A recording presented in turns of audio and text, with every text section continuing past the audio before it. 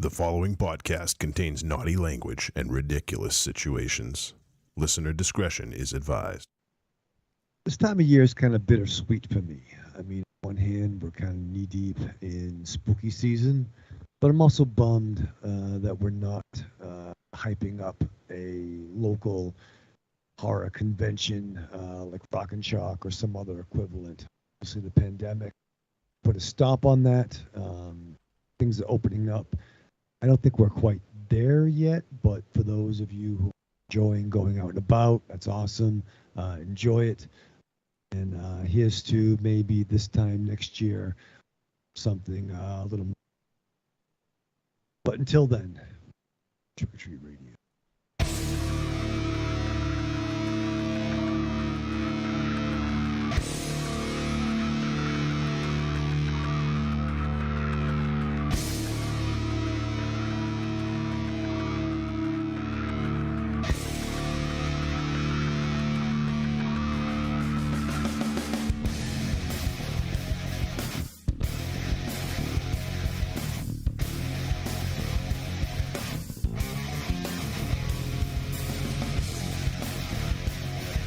Welcome to episode 533 of Trick or Treat Radio.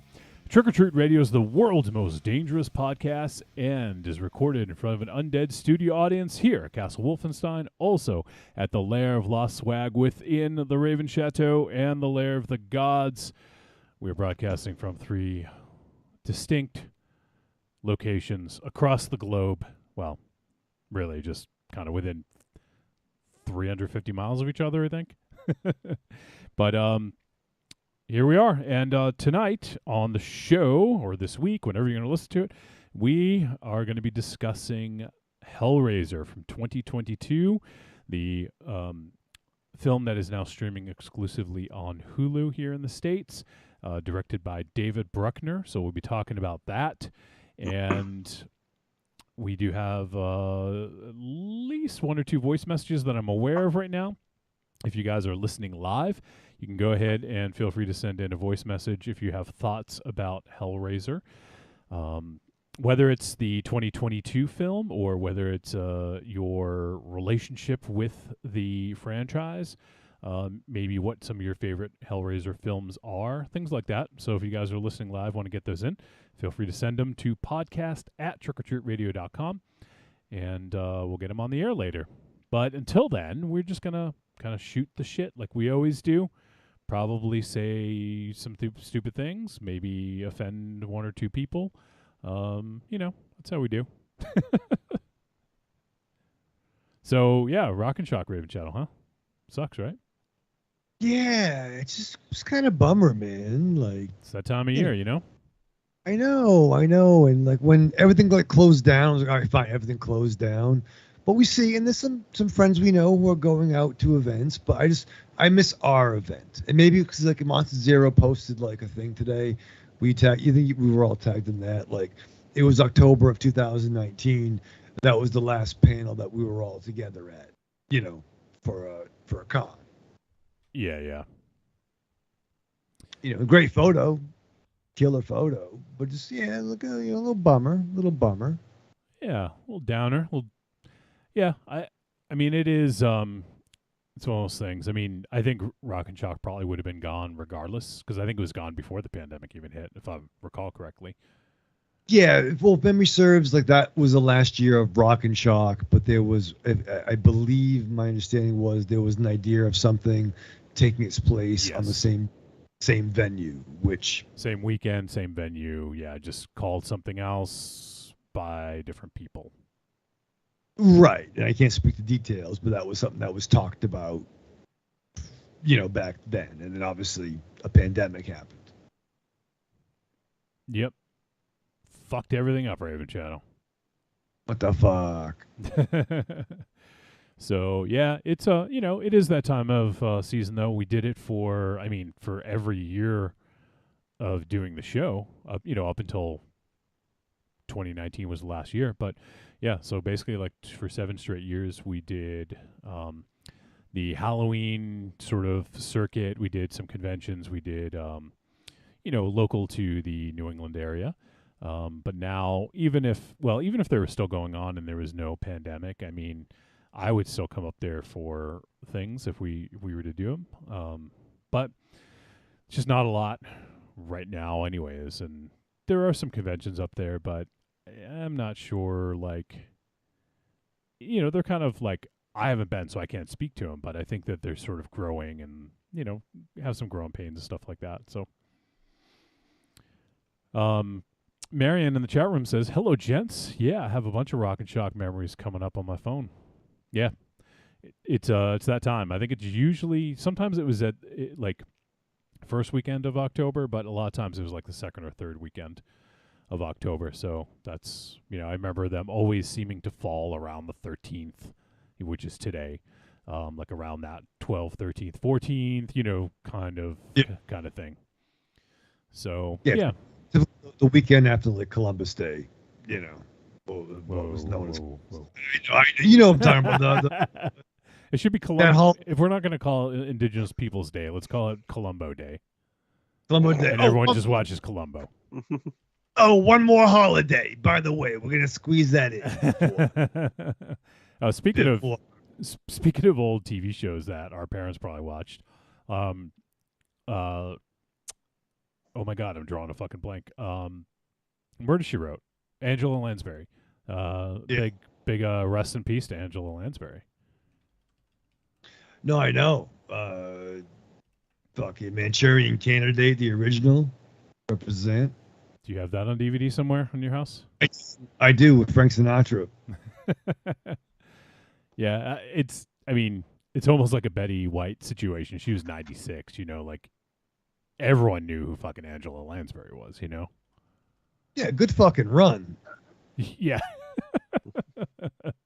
I'd say. I think everyone's actually. Did you guys' parents watch Murder, She Wrote? I know my mom used to watch it. Excuse me, sir. I still watch Murder, She Wrote. Oh, well, did your parents introduce you to it?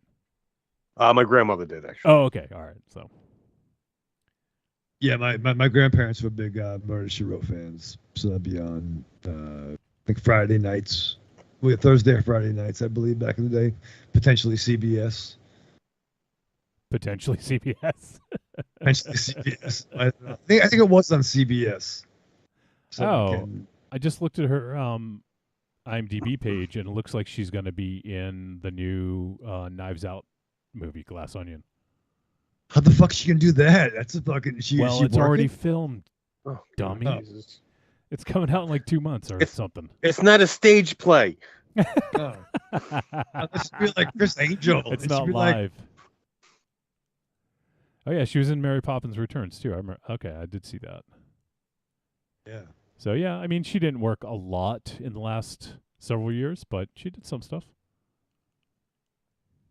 Good for her, 96. What are you going to do? Yeah. What are you going to do? Very iconic.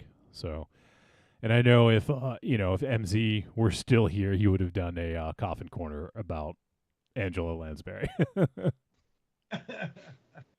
So I had to throw that out there. Didn't we lose? I don't know. I thought we lost someone else too. Did we? I don't know. Who knows? I've been watching some TV shows though, Johnny. What are you watching? Two things. One is, I totally dismissed this show when I saw the ads for it, but I came to it maybe like 5 minutes in. Marion was watching it over the weekend, and that's AMC's Interview with the Vampire. Oh, okay. How is it? Once again, I dismissed it. It's really fucking good. It's really fucking good. Yeah, it's violent at times. It's definitely provocative, and I'm not the biggest Vampire Chronicles purist. Aries and I had a mutual friend, and Johnny, you know this guy too, Parallax, that was really into it and told me a lot about it.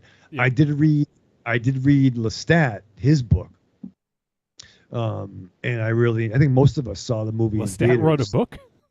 Was that? Yeah, he's an up-and-coming hungry young author for blood. But no, I liked the Lestat book and watched the Interview with the Vampire movie, and I enjoyed it. So I'm not sure how purists will change. I mean, they take Louis and they make him a black gentleman, which is different from the source material. But they move it a little bit ahead in time where it works, and the dude is killer. What they change makes sense for this version of Louis, whereas Lestat kills it. He's definitely channeling his, the character itself, but a little bit of, I always thought Lestat had a little bit of John Constantine and a little bit of Lex Luthor in him, and this dude totally does that, and it really works. So I'm really into it so far. Huh. Okay. What channel is it on again? It's AMC, I thought, but I mean they show nudity, so I think it might be AMC Plus or something. Yeah, maybe it's AMC Plus. Like I said, I was over Marion's over the AMC weekend. Plus nudity. AMC Plus nudity, yeah. Yeah, there's some nudity. Well, they can show nudity; they just can't be graphic. I mean, this is full frontal with licking of nipples. Like Ooh. crotchal regions or just Crotchal. bosoms. Crotchal regions. Crotchal regions. The supracrotchal region. No. I mean, it was. I mean, you saw buttocks, male buttocks, but you. Oh yeah, the BSO. Yeah, the total Lestat and Louis total BSO. Just for clarification, full frontal would be both breasts and crotch. All right. Well, it's upper frontal.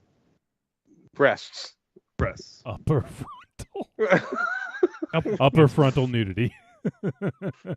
So breasts and buttocks are allowed on basic cable nowadays at a certain hour. But they were clearly nipples, though.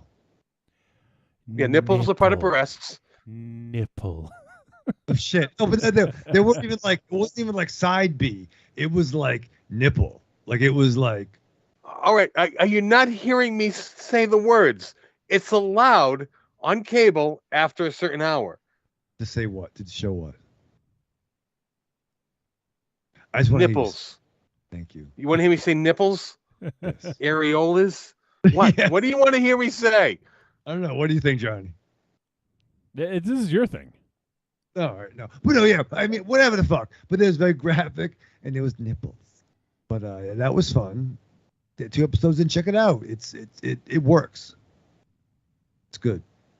It's got Peter Boghossian. That boy good. Oh yeah, I like him. Boghossian. Talk radio guy? I think yeah. So he's like the interviewee of the vampire. And wait, like I said, you said Eric Boghossian, right? Is that what you said? Yeah, he's an older gentleman now. He's older than us. Yeah, he's awesome though. I love that dude. Talk radio is. I saw that when I was like, I don't know, when did that come out? Like 89? 88. Okay. Well, I saw that. I must have saw it in 89 or 90 on like whatever, HBO probably. And I remember really digging that fucking movie. Oh yeah, Oliver Stone directed. I almost forgot. Oh, you're right. I think Mary and I started watching that. Have you seen it before? I think we were talking about it. I think it came up a couple of years ago on the show, and I think yeah. That's I'm like, oh really? I didn't know. Like he wasn't quite a Howard type dude, but he was like a personality. Yeah. Oh shit, Michael Wincott's in it. Shit. Top dollar, man. Like that. Like that. I also watched a show on Netflix called The Guardians of Justice. Oh, have you or Aries ever talked about this before? If not, Rocky must have told me to check it out. It's animated, right? It's a weird, like I think it's almost like if like Astron 6 did like a live action superhero show with like a sprinkle of Snyder. So it's a mixture of like of Zack Snyder. Not D. Snyder. That'd be awesome. That would be awesome.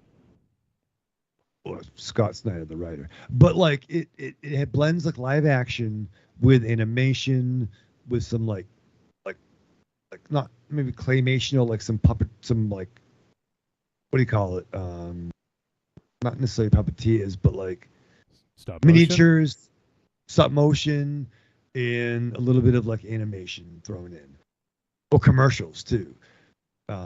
It's definitely a DC inspired team where the main Superman of that world, Marvelous Man, appears to commit suicide on a live broadcast. But then the question is, was he murdered? And Diamond Dallas Page plays the bat of the team. And he may have been on Rosenbaum or Jericho, I think, talking about it years ago. But Marion couldn't. She only got through one episode. I got to 3. I think it's one of those. If you can buy into the conceit, if you can buy into the gimmick, it's kind of interesting. Yeah. So this is okay. So yeah, I remember looking into this. I think Rocky was the one who told me about it. It is basically created by Adi Shankar. And he's done a bunch of other stuff. Like he was like I think he was like the showrunner on like the Castlevania series on Netflix. He was a producer on Dread. He was a producer on The Grey. And let's see, yeah. So the only 2 writing credits he has are the Guardians of Justice and Captain Laserhawk, a Blood Dragon remix.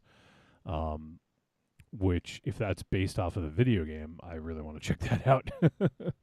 Which makes sense. I forgot they do throw in like a lot of like 16 or 8-bit like footage too, almost like Altered Beast style. Yeah. True Doctor Plus stuff. I remember looking this up prior and finding out a little bit more about him.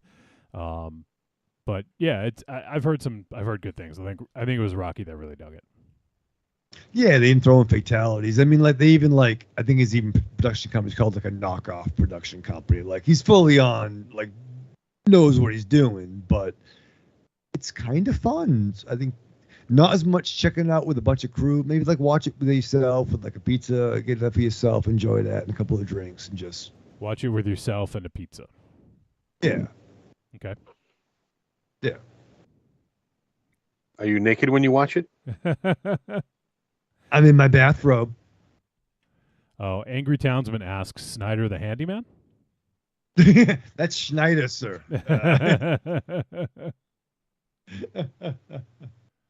But yes. Watch it with Schneider from One Day at a Time and John Schneider if you can.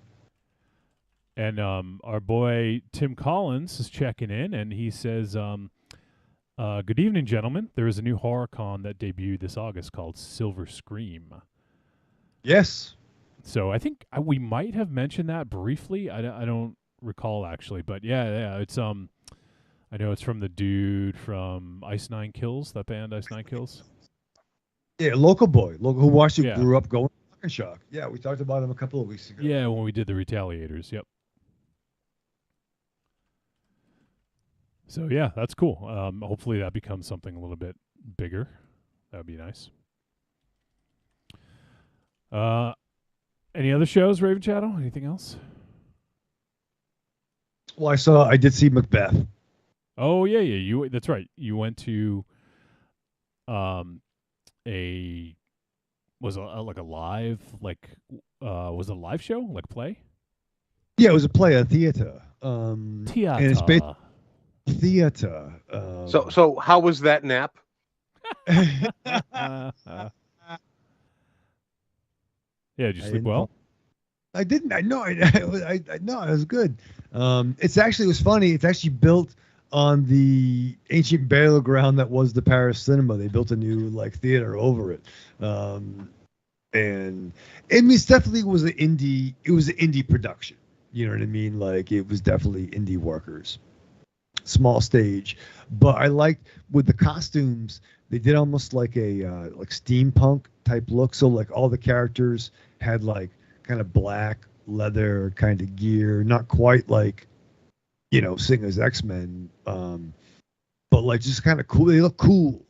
So I will say this, Macbeth, he's a dick.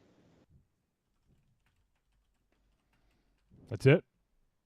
No, he's a dick dude. So yeah, so like he's a dick dude. He's a dick dude. Dick dude.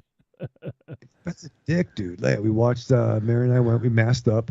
We had really good seats. But yeah, Macbeth was a real fucking asshole, man. He fucking killed the king. You guys know that story, right? It's good. That boy good. But it's fun. They were running around. They had like the stage presence. There was actually a very Aries looking dude that was in there. So yeah, it was nice to see a lot of culture. A lot of culture. It's our play. Oh man. What about?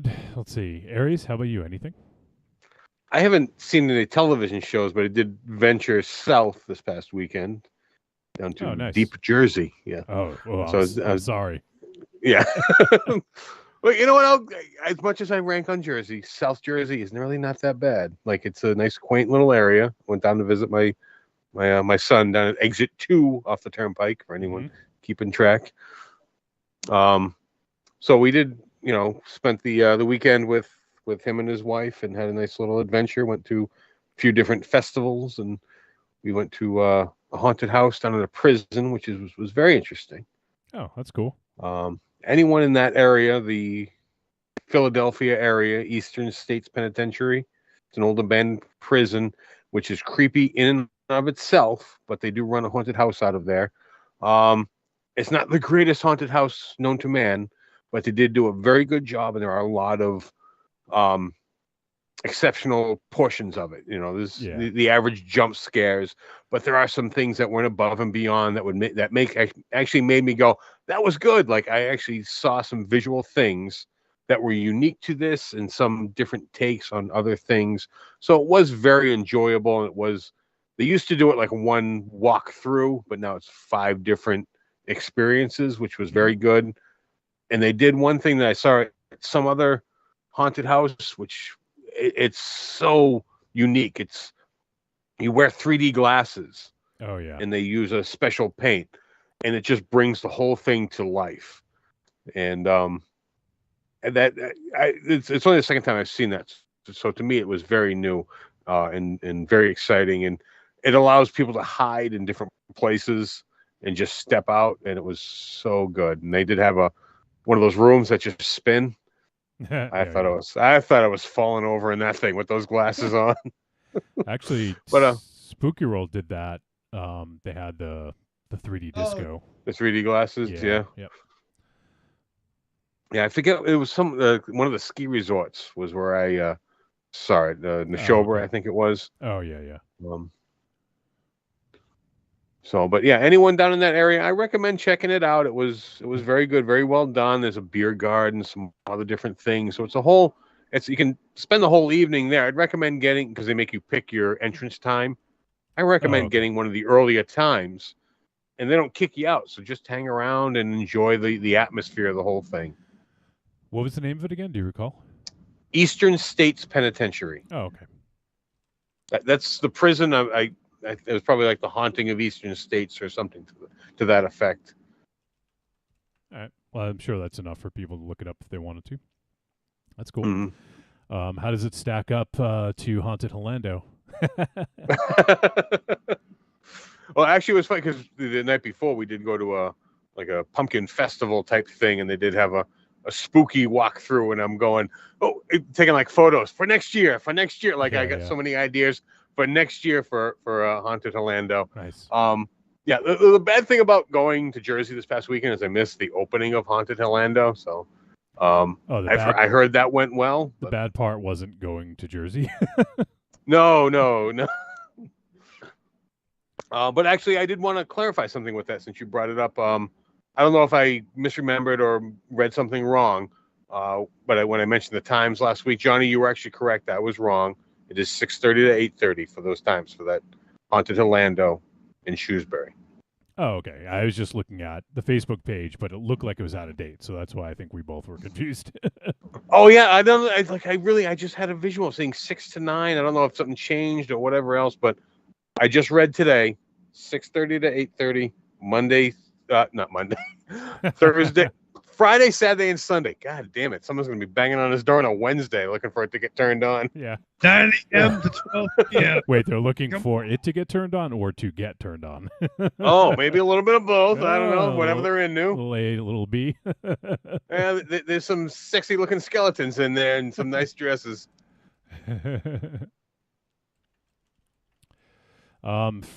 Let's see. For me, I actually I've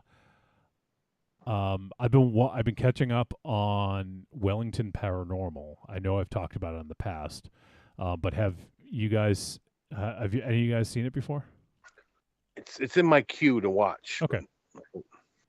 But anyways, it's I know I've talked about it before, so I'm not going to say too much. But it is a spinoff from What We Do in the Shadows, the movie.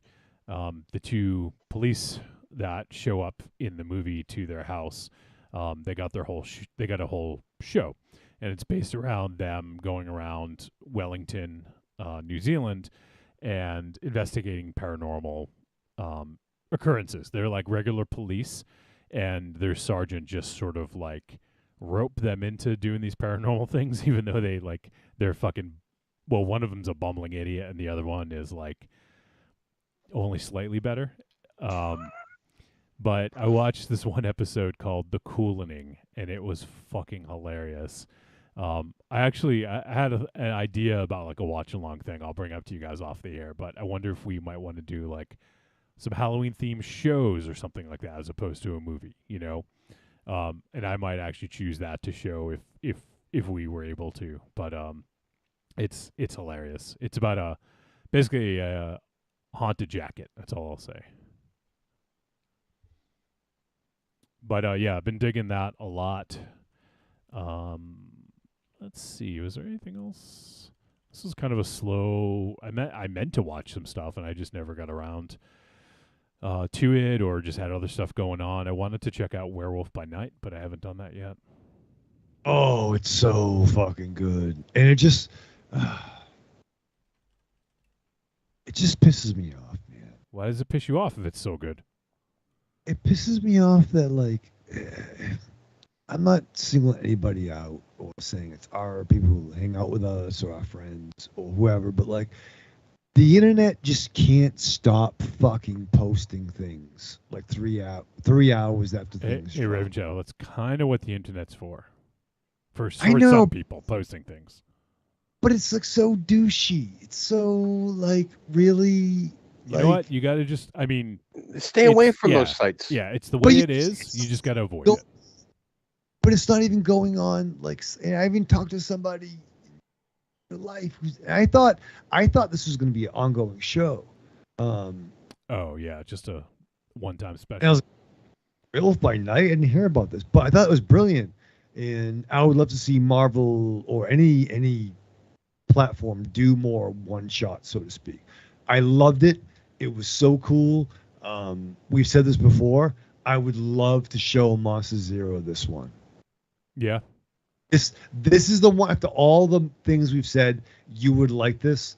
This is what he would like. I truly feel in my heart of hearts he would love. But like, all right, we've said that too much. We've blown our load. He's never going to watch any superhero thing because we said that too much. This is it's hardly superhero though. It's horror. Well, the problem, it's Marvel, and once you stamp that anything, he's out. He's tuned out. And that's true, but like, give it a week, folks. Just don't fucking. Doesn't make you cool. Makes you a douche. Or according to Alan Moore, it makes you a fascist. Makes you a fascist. Superhero movie worship makes you a fascist. Yeah, I heard a little bit something about that, but he's fucking. I think that might be Grant Morrison breaking Is it a spell? Is a spell he put on him? It's Cosmic Shield. Yeah. I think Alan Moore would probably be the villain though in that battle. Yeah, I think so. Right? I actually, you know, it's funny. I had mentioned their wizard battle to T-Dog recently. I don't know why it came up. Like, we were talking about Alan Moore or something like that. Because, I mean, the dude's a fucking genius. Like, he's a genius writer. And so we were talking about it. I was like, oh, like, you know, good. batshit crazy. But yes, go ahead. Yes. And that's probably why he's so good, because he is batshit crazy. But he's a genius, and and I mentioned the wizard battle, and so I kind of looked into it. I actually was like, you know what? Like, I know about this wizard battle, but I don't know like what's the the gist of it, And if I recall correctly, I read an article late at night, so I may not recollect it. But so Alan Moore is more into the traditional magic, like Golden Dawn, Aleister Crowley style, and so he's into more of a kind of a traditional magic that's based in like ritual and and things like that. And but Grant Morrison is more of like a chaos magic. He's like more of like this modern day. And it's so funny because you look at them and you think exactly that, right? Like if you were gonna say, okay, which one of these guys is a more traditional like magician and which one is more of a chaos sorcerer, like you can guess just if you don't know anything about them, right? Well, I think it's funny that like I thought it was a joke that we just started saying, but No, I totally believe this is a real thing. Is it really? I thought it was a joke. I mean, the thing is, it could be a work, right? Like they have talked about it though, and they apparently don't like each other because it's almost like not only do they sort of embody two different types of magic, they almost embody two different styles of writing. Like, I almost called him Garth Ennis. Grant Morrison is more of the modern kind of writer, right? Like a modern comic book writer.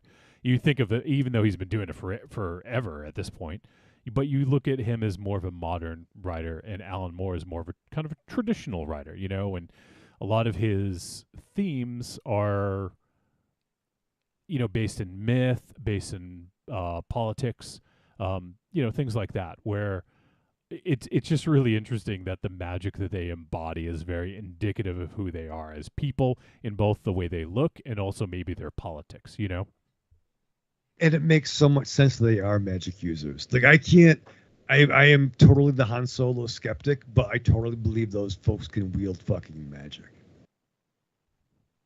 Like, and you're not really a skeptic. Yeah, I was gonna say like Chris Jericho. He is a wizard. But like, it's so funny. Like, I think Moore is more akin to Garth Ennis, where I think he likes. There's some Brits that do enjoy American superheroes. I think Alan Moore has a certain level of disdain, even though he's really elevated certain characters. I think Grant Morrison has a great love for American superheroes, even the shit that even I don't like. Like, he loves some 50s Silver Age Batmite shit, like stuff that even I can't do. I love the Golden Age, and then skip the 50s, give me like 70s. That's my kind of wheelhouse. Mm-hmm. But I think they're both batshit, and I believe they both can fucking throw fucking Hayoukens all day long. Hayoukens? What's a magic spear, a magic missile? Roll fucking D20s. You do understand that their magic is not like projectiles, right? Like, we're not talking projectiles, we're talking spells. They can totally do projectiles. Yeah, and I love how your go-to for magic was Street Fighter. Yeah, I do get it. That's your magic. It's not magic involved. It's fucking martial arts magic. What about magic missile? I cast magic missile on you, Raven Shadow. Yeah, roll my fucking D20. Claggity clow.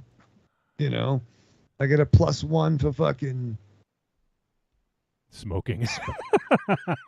See, the way I look at these guys is these two are the like old school wrestlers who actually believed that the shit was real and would throw down on a restaurant if they bumped into each other. Like that's how I think of them. Yeah. Yeah, and honestly, like, it could even be, I could almost see them being friends, and they just have this like public like dispute. Like, think of like I don't know, like 51, like Roger Maris and Mickey Mantle?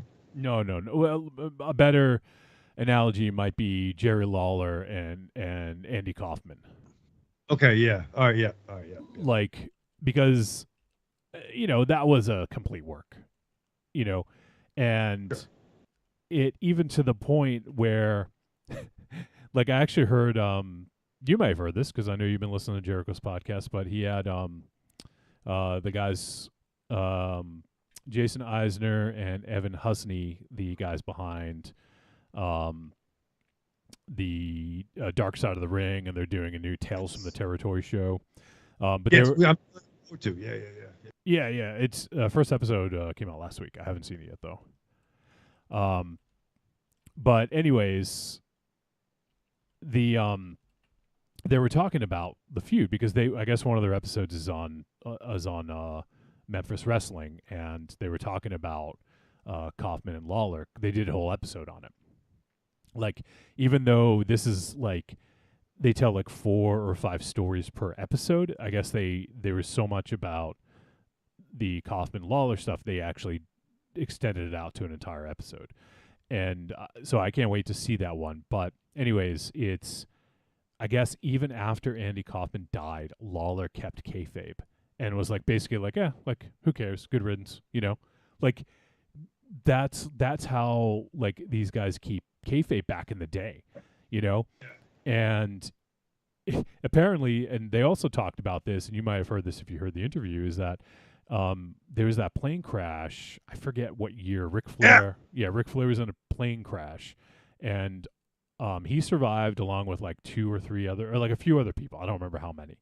And one of the guys, it was all heels on the plane except for one face, and that one face basically checked into the the hospital, went under a fake name, and immediately checked himself out before like the press could come in.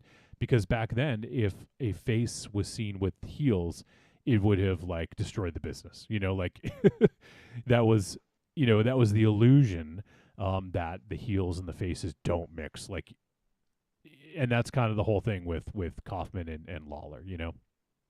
I just want to unpack that for 1 second. You survived a plane crash, but your first thought is like kayfabe. not to be seen. I'm saying these names like, if you were Hulk Hogan, to be seen with like Roddy Piper and Nikolai Volkov, who was not a fucking Russian, by the way, but changed his fucking name.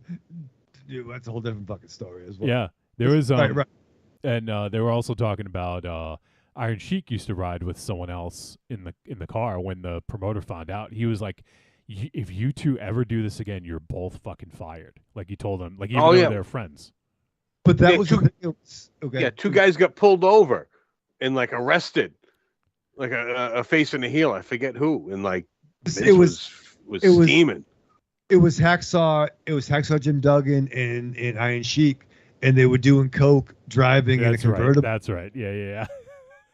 And they were like I was like, it was okay. They were doing coke with like a 2x4 and fucking this coke in a car. That was fine. Right. Oh, that's fine. Yeah, but breaking kayfabe and that's not okay. Yeah, the coke, the speed, and the arrested, that was fine. You guys were seen together. Yeah. A face and a heel. You guys cannot do that shit.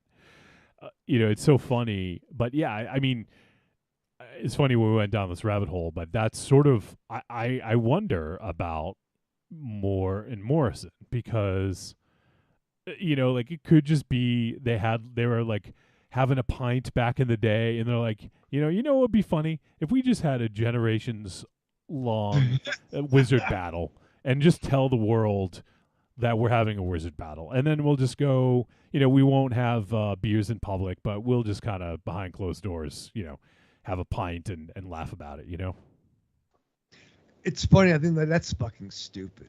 But as you're saying that, I'm like, I kind of want that at the end, like that could be a thing. Yeah, I totally am kind of bored. Yeah, like sort of like in a couple of years or something, when like Alan Moore is not getting any younger, like they're just gonna be like seen in public having a beer together or something, And, oh, we've been friends all along.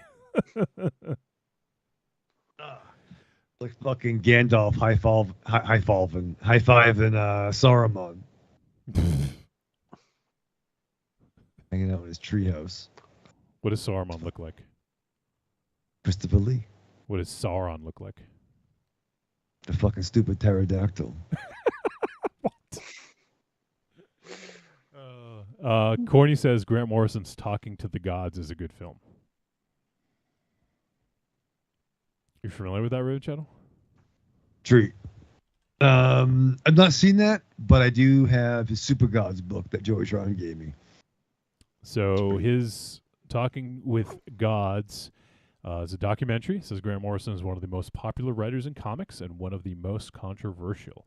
He is the rock star of comics, a philosopher and chaos magician who has used his comics to change both himself and his audience.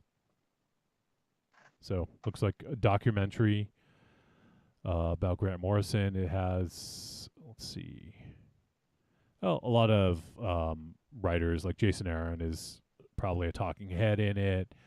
Warren Ellis, Dan, how do you say his name? Didio? Didio or Didio. Yeah, Didio. Matt for Action, Jeff Johns. So a bunch of, Phil Jimenez, bunch of names that we know. That'd be fun. I've never seen that. Looks like it's on Shout Factory TV for anyone that wants to see. Yeah, I think I first came across him doing Animal Man back in the day, and that was third book. It was such a great work. How this is kind of like a B-grade superhero book, and then it just fucking took a turn into fucking what became Vertigo, and it just got fucking weird and fucking nuts. Yeah, that was one I read a little later. I got the trade and I fucking loved it. Really good. I'm trying to think of what I think the first thing I saw of his was Batman Arkham Asylum. Was that the name of it? That could be fair. The hardcover, yeah. Jesus Christ, Arkham Asylum, Black Orchid, and then also this crazy ass Brit, and then like let's give him Justice League, where he totally right? So much of the love, and I love that Grant Morrison had so much love for Kyle and Wally too. Like he totally put them over, and that was a weird fucking run. But that Morrison's JLA was fucking nuts. Yeah, it was. That was the nuts. One with oh man, I'm forgetting the name of that villain. The villain from the Prometheus. Prometheus, thank you. Yeah. Starro, they did him again. Prometheus, the key. Prometheus you get was the one I was thinking. Yeah. Yeah. Yeah, it's funny because later Alan Moore did Promethea. That comic. Which you also. Yeah, I really dug that comic. Yeah, so it looks like I knew that Morrison did some stuff for. Oh shit. Judge Dredd, what's the 2000 AD? Yeah, 2000 AD. I knew he did some 2000 AD stuff, but for DC, first thing he did was Animal Man. Yeah, he did the first 26 issues. Then Doom Patrol, he had that great run of Doom Patrol. Oh yeah, which fucking all that. If you love the fucking HBO Max fucking Doom Patrol, then thank Grant Morrison and support it. Yeah, definitely. That was some good stuff. And let's see, I don't want to go down this whole fucking thing, but yeah, then he did in '89 Batman Arkham Asylum. I feel like that went a long way towards like changing comics, like in a way. I mean, I wasn't actively reading them then, but I remember a friend had it and I saw it and I was like, holy shit, this is cool. And Dave McKean, if I'm not mistaken, did the art. Yeah, I mean, it was definitely added to that. You had your Dark Knight, you had your Watchmen, you had, and it was added, year one, Arkham Asylum was added to that. And I was super young. And actually, I had a panel in a Boston Con, I think 89, where I got in line and I got Todd McFarlane to sign Spidey #1, and then my parents were behind me and they got other books signed too, because we fucking grafted the system. But yeah, I was at a panel, and I was like 13 reading Arkham Asylum, which is a fucking dark read. Yeah, it is. Yeah. That's right. A Serious House on Serious Earth, Batman Arkham Asylum. Yeah, it's cool. I mean, that I had up till that point, I'd only thought comics were like, like Superman versus Lex Luthor or whatever. Like, but when I saw that, I was like, this is fucking dark, So for me, anyways, and I know that Alan Moore had been doing some stuff prior to that, and there's other people, but for me, that was my first exposure to like a really sort of dark comic book. And I'm not saying, I know we've spent a lot of time on this. Like, I'm not saying one's better than the other. I think they're both awesome. I think Alan Moore can be a little bit too full of himself, and I think Grant Morrison can be too batshit fucking crazy. But they both are fucking legends in their field. Oh yeah, and they hugely impacted the industry. Yeah, I love of books. Hugely influential, and like I feel like Alan Moore and Grant Morrison, despite their wizard battle, almost single-handedly created a need for Vertigo. They were definitely the architects of a lot of people involved, but yeah, they were.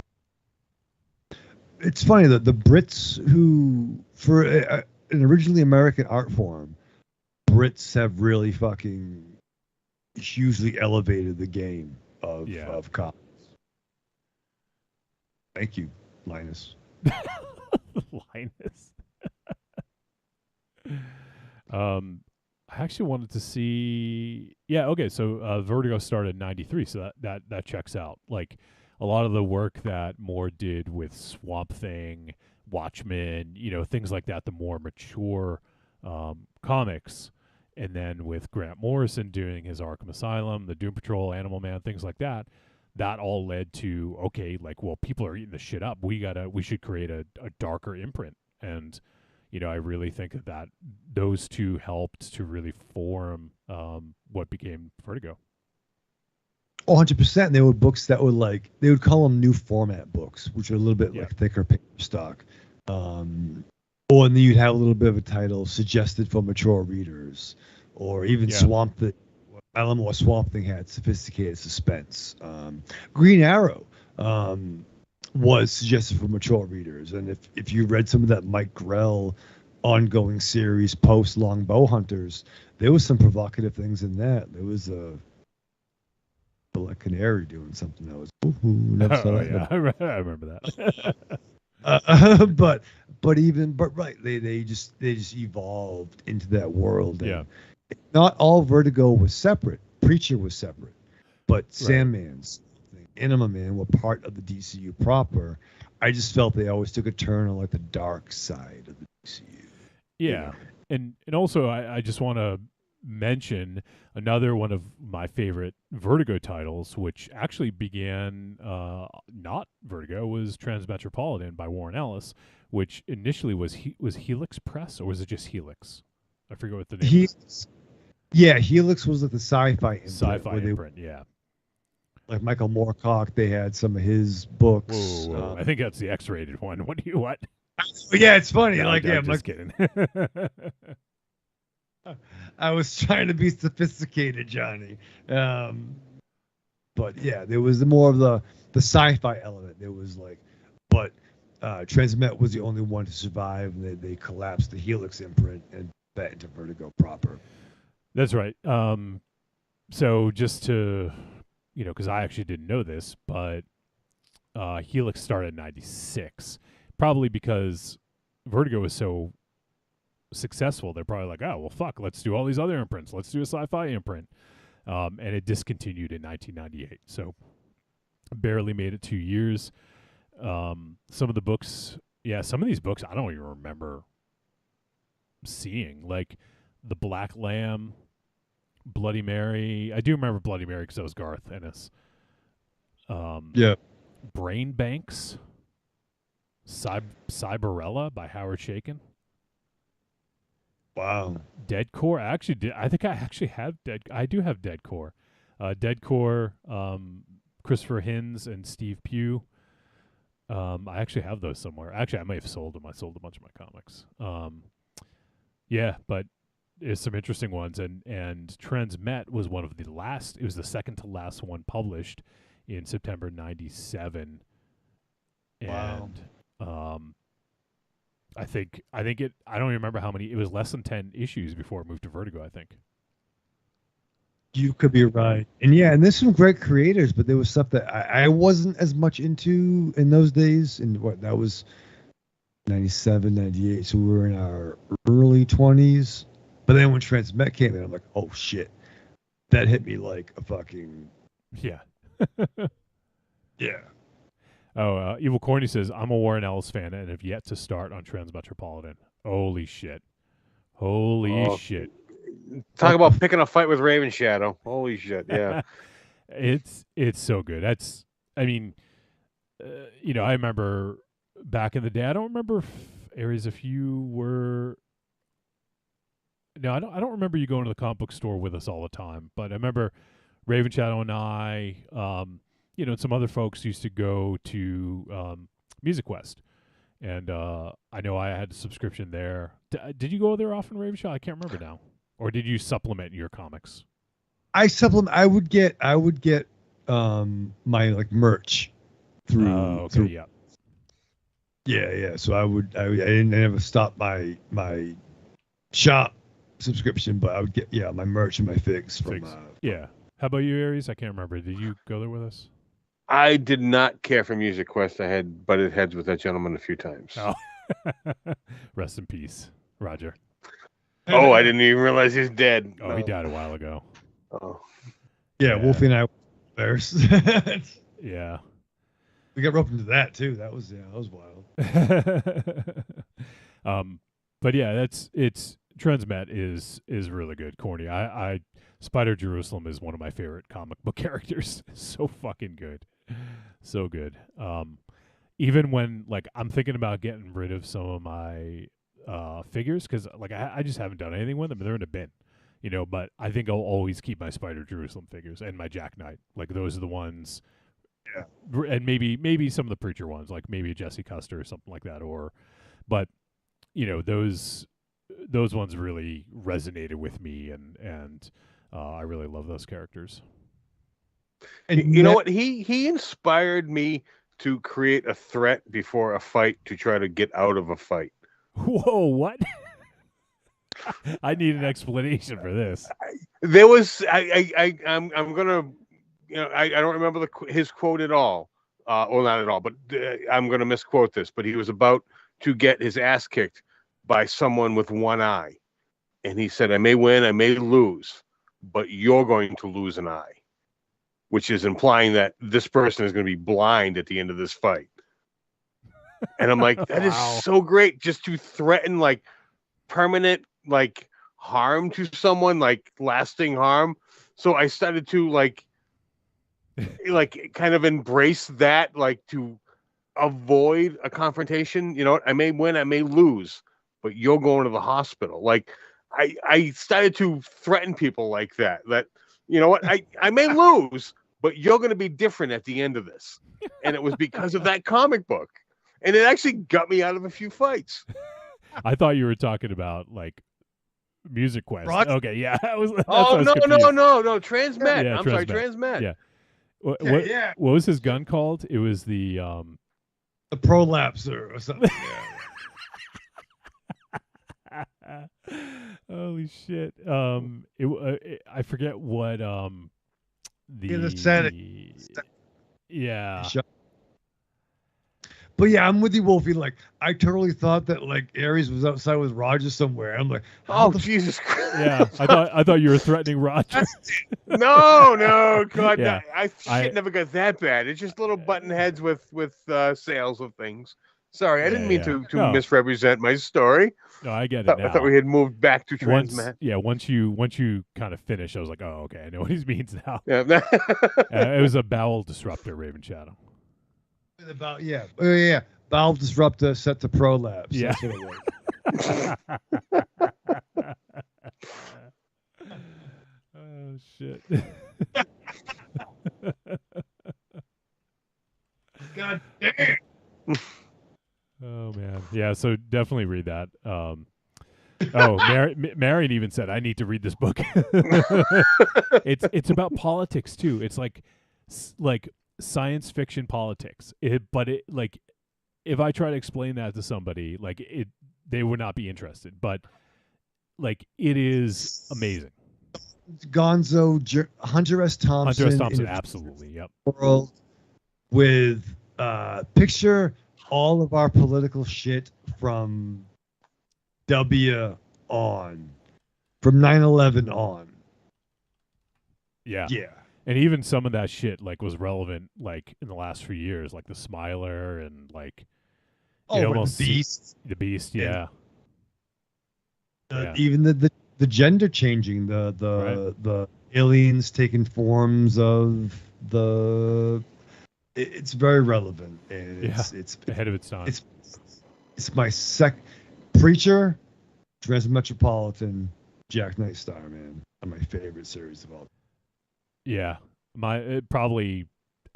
I don't know what the order is. I would probably say Starman first, then Transmet, and then maybe Preacher. I don't know. It's so hard because I love Preacher too. So, but those three series I think are some of the best stuff in comics in the last like 30 years. But that's just me personally, and in Raven Shadow. Let's see. We got a lot of comments. Let me just see here. Tim Collins says, Werewolf by Night was amazing, and this was not a superhero film at all. No. I'm going back a few minutes. He said, Dread, another great film. And then he says, Alan Moore is a great writer, but an asshole in real life. He said he still changed the comic book world forever with The Watchmen, but he's a dick. And Vertigo introduced the world of Sandman. Yep, absolutely. Well, I guess technically DC Comics did, but Neil Gaiman took a twist on a character. Oh, yeah, I mean, I think, and that's what I struggle with. Like, just because the character under the Vertigo imprint, it's just they're in the darker lane of the DC universe. Yeah. But Sandman was very much built on DC, Claudio Castaneda, on the DC mythos. Yeah. You know what I mean? Like they I don't want to ruin it to anybody, but like Neil Gaiman's Sandman borrows heavily from DC mythology. Yep. Preacher is separate. Transmetropolitan separate. Animal Man was part of the jail just through Europe while he was doing some weird fucking vegan stuff. And yeah, a lot of vegan stuff in some of that stuff, Wolfie. That was I know, I remember. And like, yeah, not busting balls, but that was like ahead of its time. Yeah. Are you worried about spoiling a 30-year-old comic book? He is. He holds comics in such high regard that he doesn't care about movies, but he doesn't want to spoil comics. Fucking Space is Kaiser Soze. But yeah. Some more. We got Dr. Chris checking in. What's up, Dr. Chris? By the way, Dr. Chris, happy anniversary. I know his anniversary for Radio of Horror always comes around this time, around Rock and Shock time. So he said that company was so bizarro. It was DC's dark R-rated comic book world. I'm not sure if he was referring to Vertigo or Helix. But then he also said, rest in peace, Roger, owner of Music Quest. He said he died in 2013. That's right. And then he asked if anyone has seen the Mike Mignola documentary. I have not seen it yet. Do like Mike Mignola, though. Yeah, I saw Dr. Chris did post that. I am looking forward to checking that out. Oh, nice. Dr. Chris says, oh, my God, thanks. 15th anniversary this weekend. And he says, director Brian Yuzna on the show. Awesome. And Tim Collins says, my wife and I's anniversary is tomorrow, 16 years. Well, congratulations, Tim. That's awesome, man. Yeah. So anniversaries fucking all over the place here. So Brian Yuzna, I'm pretty sure Dr. Chris has had him on the show. I'm not sure, but still, even if he has or hasn't, that's a good get. Brian Yuzna's a good director. And Marion says, Raven Shadow, I need to borrow Transmet. It's right next to Casablanca. You got to find it first. All right. We did start late tonight because we had all kinds of tech issues tonight. That was fun. But we should probably start wrapping this up. Dr. Chris says never had him, but had Stuart Gordon back in 2013. Well, there you go. Now you got the you had the Master, and now you have the Apprentice. So that's pretty cool. All right, let's start to wrap this up because I want to get to talking about this movie. Actually, Tim, I'll read Tim's comment now about Hellraiser just because I don't want to forget later. But he says the new Hellraiser was really good. The first two are still superior, and Jamie Clayton's Pinhead doesn't hold a candle to Doug Bradley's, but I would accept an argument that it was equal to or better than Part 3. All right. We'll discuss that a little bit we'll discuss that in a bit when we start talking about the movie in just a few minutes. But let's wrap this up and let folks know how they can support the show. It's funny, before I get into that, like I feel like there's like, and it's not really from me. Like I got a lot of my comic book knowledge from hanging out with these guys, but I feel like there's a lot of untapped comic book knowledge that we can still, I don't know how we, put that fruit in the juicer, so to speak. But, like I wonder if we could somehow get some more of the comic book stuff going. What would be cool? I don't know that we could ever do this, and I don't want to sign myself up for it, but it would be cool to do like a comic book club, like a book club, Ooh. and read issues and talk about them or something like that, Ooh, I'm smelling what you're cooking. Could be the Raven Shadows comic book corner or something. Ooh, Comic book nook. Yeah, check out my long box. Yeah. Open it. Dip it into the long box. Yeah, pull out my long box. So I don't know if anyone would be interested in that. Let us know. We'll see. I don't know where we'll do it, when or how or anything, but I think that could be fun. I would love to revisit some of those old comics, like Transmat or Starman, whatever. All right, just wanted to get that out since it had just come up. Let's see. Dr. Chris says the whole reason I tuned in live instead of on iTunes.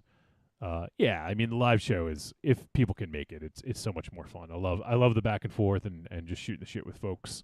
So very cool. Glad you dig that, Dr. Chris.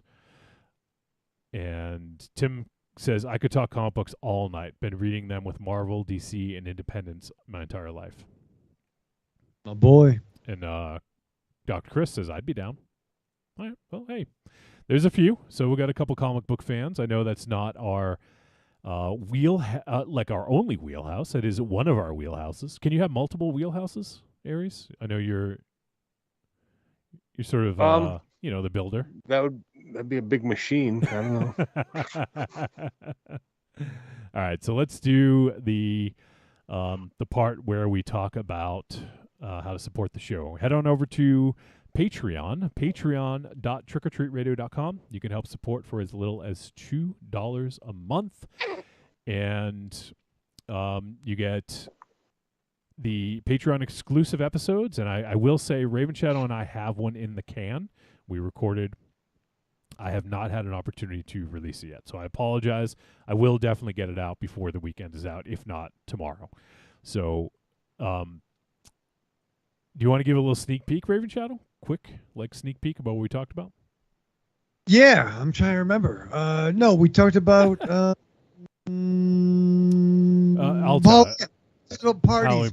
Yeah. Yeah, Halloween parties. Halloween, like the top 5 Halloween parties or most fun Halloween parties from film that we would like to attend. Cinematic Halloween parties we would like to party at. Yes. So it kind of ran the spectrum, and there were some interesting choices that I might not have thought of initially. But yeah, that was our topic.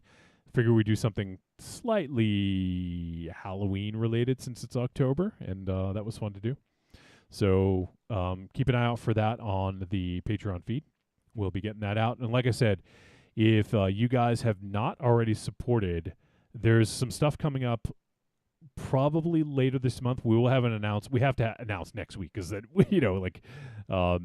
we're still working on some details, but we're hoping that we can do some events towards Halloween where we do whether it's a blackout tapes, a watch along, some combination thereof, the two.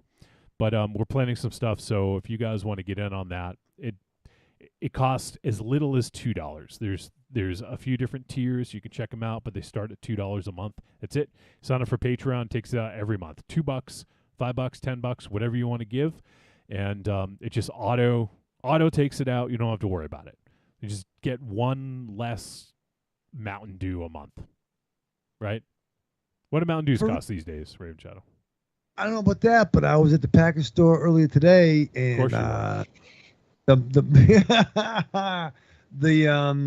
the Monster Energy drink is $3.95.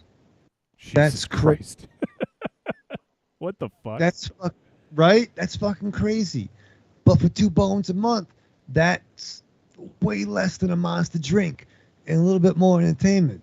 So we're more deserving of your money, which is kind of a Spider Jerusalem callback, if you know that quote. Yeah, so give that a look. Every little bit helps. So even if you guys only can do $2, that's totally fine. And it gets you into the blackout tapes. It gets you into full access to our Discord server. We have a bunch of new forums on there now talking about video games and some other stuff. Carlitos had a great suggestion about adding some game discussions, and we're hopefully going to get some eventually. Get some games going, like especially with all these great horror games coming out. There's a lot of opportunities to play with some folks, and it would be cool to be able to do that, and we can just all talk through Discord while we do it. So, so give that a look.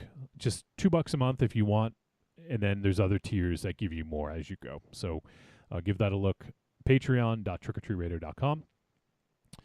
Also on trickortreatradio.com, scroll down, look for the Amazon logo. We got Black Friday coming up. We got holidays coming up.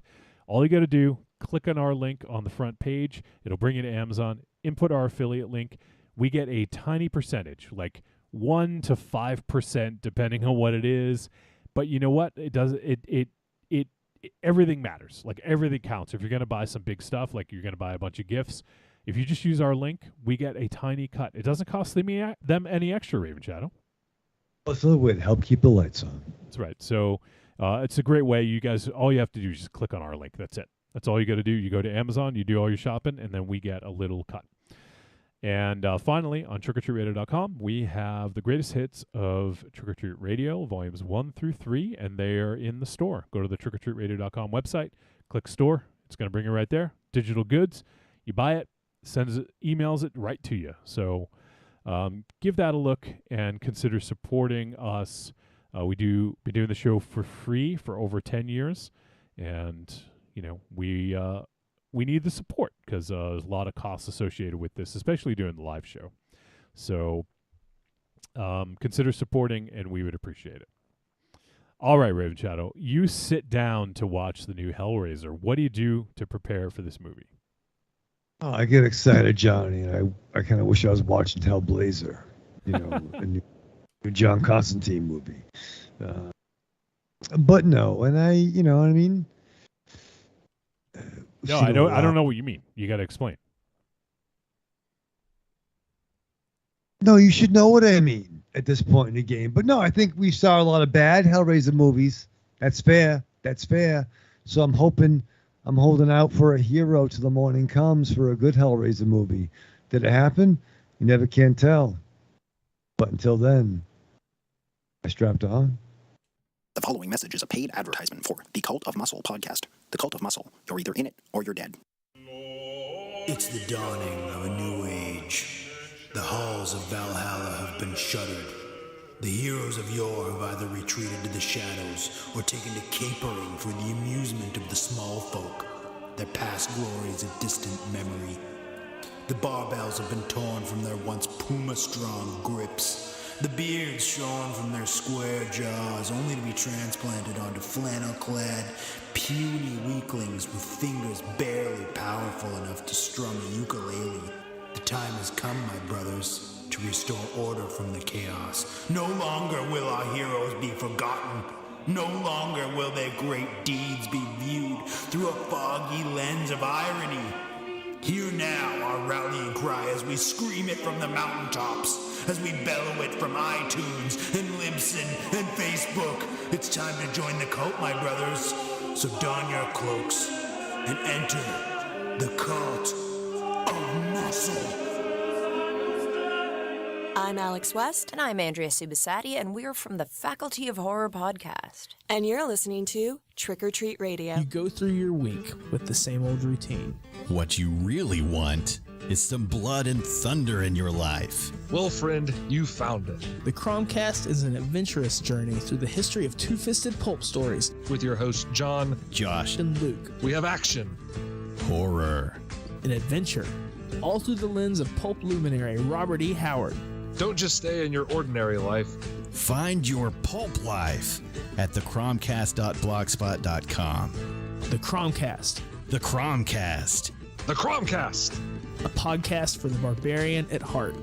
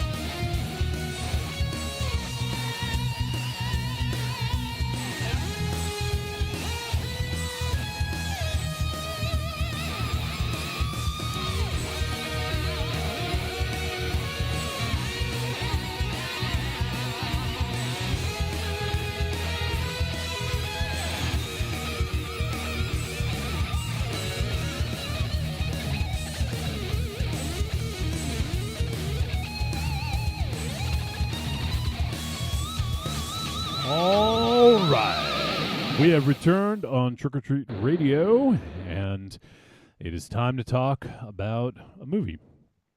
And this week we're talking about Hellraiser from 2022.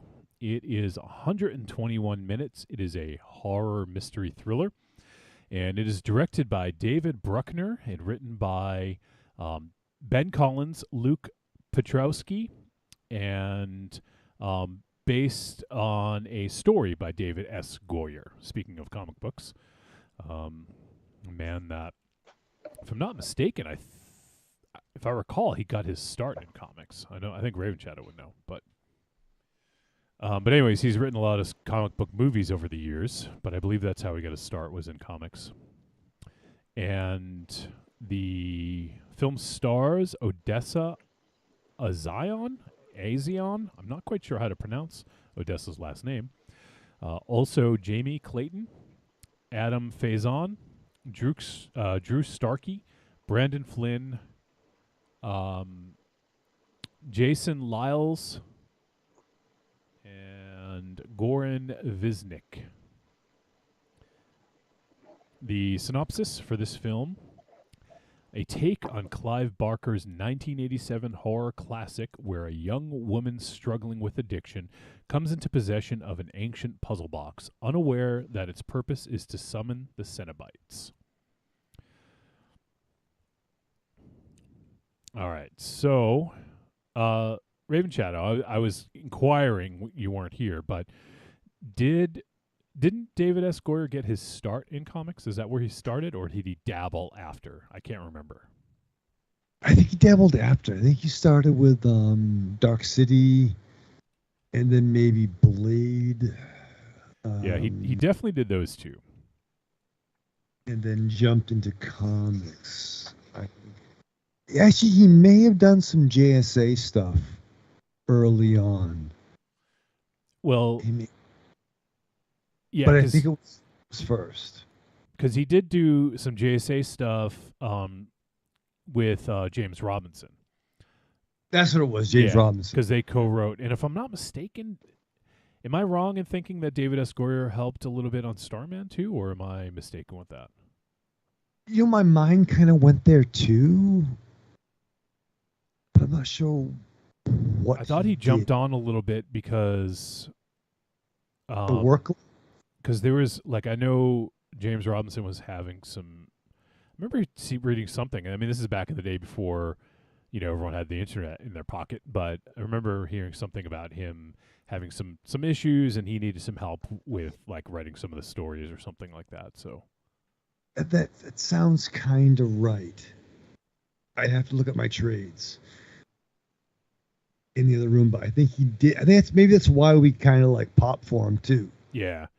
Holy shit. I don't know if I ever knew this, but David S. Goyer wrote Death Warrant with fucking Van Damme. That was his first film that he wrote. Oh, shit. And then he wrote Kickboxer 2, Demonic Toys, Arcade, The Puppet Masters, not it's a science fiction, not the dolls. The Heinlein novel, right? Wait, say that again? Isn't Robert Heinlein? Didn't Robert Heinlein do? Yeah, Robert A. Heinlein. Yeah. Yep, that's right.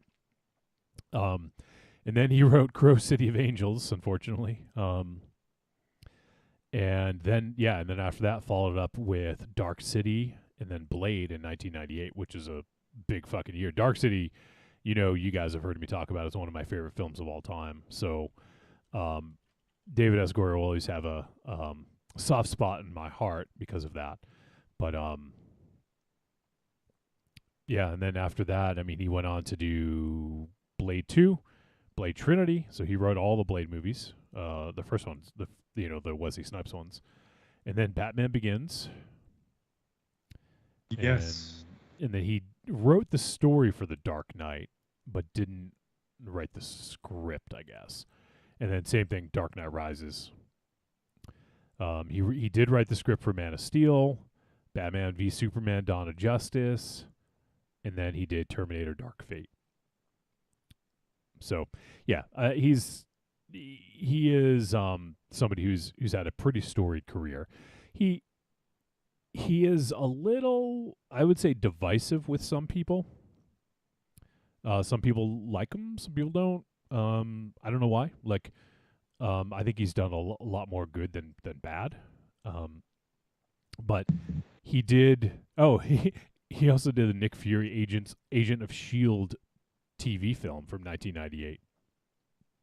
Oh, is that the Baywatch one? What's his name there? Yeah, Hasselhoff. Yeah. I almost forgot about that. I almost forgot that thing existed. But that was good though. We watched it over your place, Wolfie. Yeah. And he had Viper. He had the helicarrier. They had the blue suits.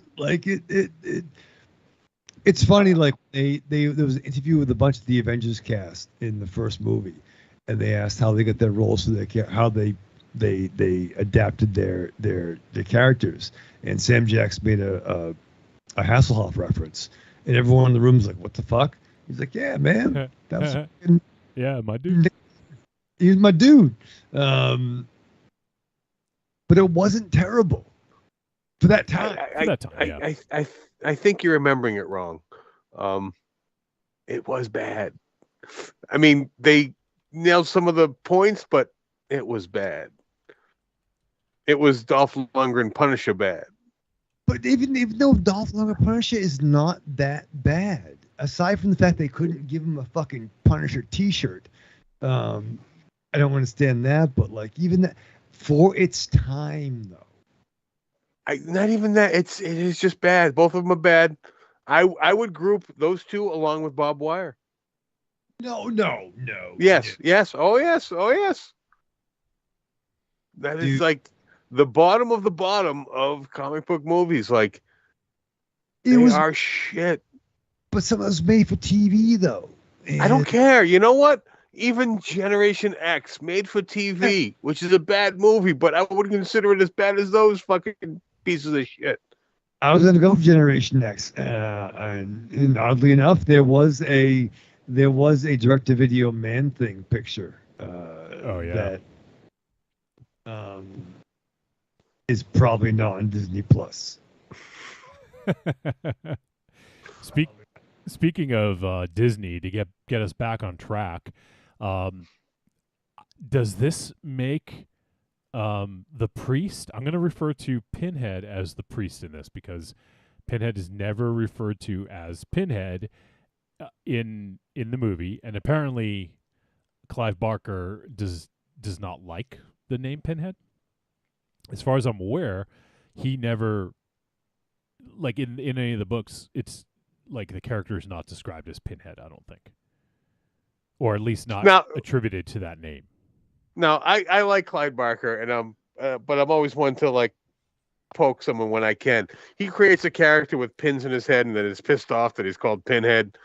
I mean, come on, that's low hanging fruit. I mean, well, I don't want to misrepresent him. I don't know if he's pissed, but he's upset. Now, I mean, I'm behind referring to this character, however it's going forward. But I mean, that was just the accepted term because there wasn't an established name for the original movies, and it worked. I mean, it's a guy with pins in his head, Pinhead. I mean, it's just no one meant disrespect. And so Pinhead is known as like the lead Cenobite or the Hell Priest, which is, I think, the sort of preferred name by Clive Barker. But we can say whatever the fuck we want. So I'm not sure Joey Ramone had Doug Bradley in mind when he wrote the song Pinhead. Don't want to be a pinhead no more. All right, so I'm not quite sure where to start with this one. Let's sort of set the scene a little bit with our background with Hellraiser, with the with Clive Barker's work, and kind of go from there. So I'll just kick it off and just say that I have seen a lot. I haven't seen all of the Hellraiser films. I'll be honest. I like the first two a lot, and especially the first one. And I've seen, I think Hellraiser in Space is when I kind of tuned out for a while after. And then obviously we did the last one, Judgment, I want to say, on the show, which was not so good. But I've had a passing interest. I enjoy the dark sort of profane world that surrounds the Hellraiser franchise. And it's funny because back then I feel like it was shocking in the 80s when the original film came out.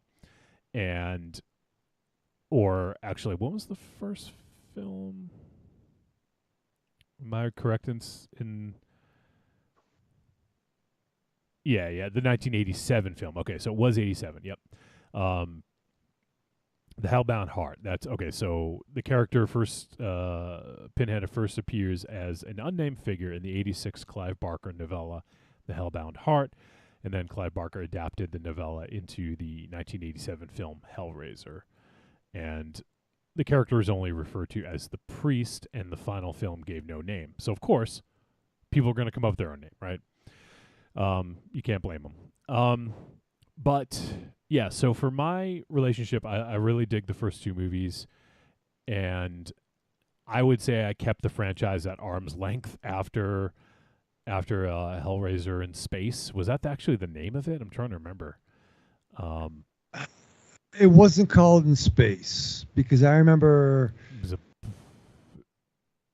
Bloodline. Was it Bloodline? Hellbound, maybe. I feel Ares. Didn't we see that in theaters? I did not see that one in. Hellbound was the second one. Yeah, there was a Bloodline. Hell on Earth was the third, and then the fourth was Hellraiser Bloodline. I think that might be the space one. I feel Ares. I think we saw that at Showcase downtown. No, I never saw it. I only saw the first two. I think we did. But okay. Okay, why do you do that? What? I think we did. It was fun. We didn't, because I never saw it. I'm sorry your memory is wrong. I never saw it. I wish we saw it together. Will you come over? That's fine. Will you come over? But don't tell me I did something that I didn't do. It drives me nuts. All right, will you come over on Sunday and watch Hellraiser? No. In Space with me? Will you come over tomorrow and watch? Oh, let me cut in. Sorry, this is a very important No, conversation. please do. But Hellraiser 4 Bloodline actually was the first film to feature Adam Scott in a major film role. Adam Scott, you might know him from such projects as Parks and Rec as Ben Wyatt, and he also was I'm trying to remember his character's name. I'm not going to remember, but let's see, what else was he? Krampus was I don't remember his character name, but he was in Krampus as well. So that's how people would know Adam Scott. He's very easily recognizable. But yeah, that's his first major film role, I guess. So it has that distinction. But yeah, I think that was the one in space.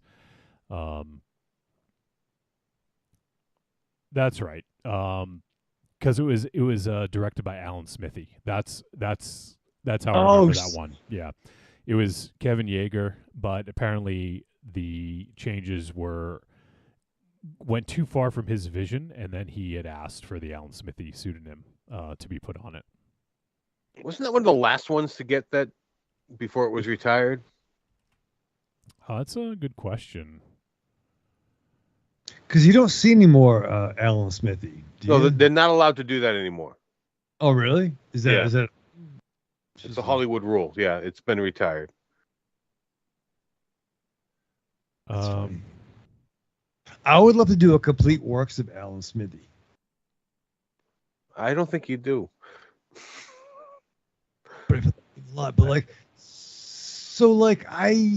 The first time I saw a Hellraiser movie was actually, I think I woke up from a nap at my grandparents' house, and my uncle was watching it. He rented it.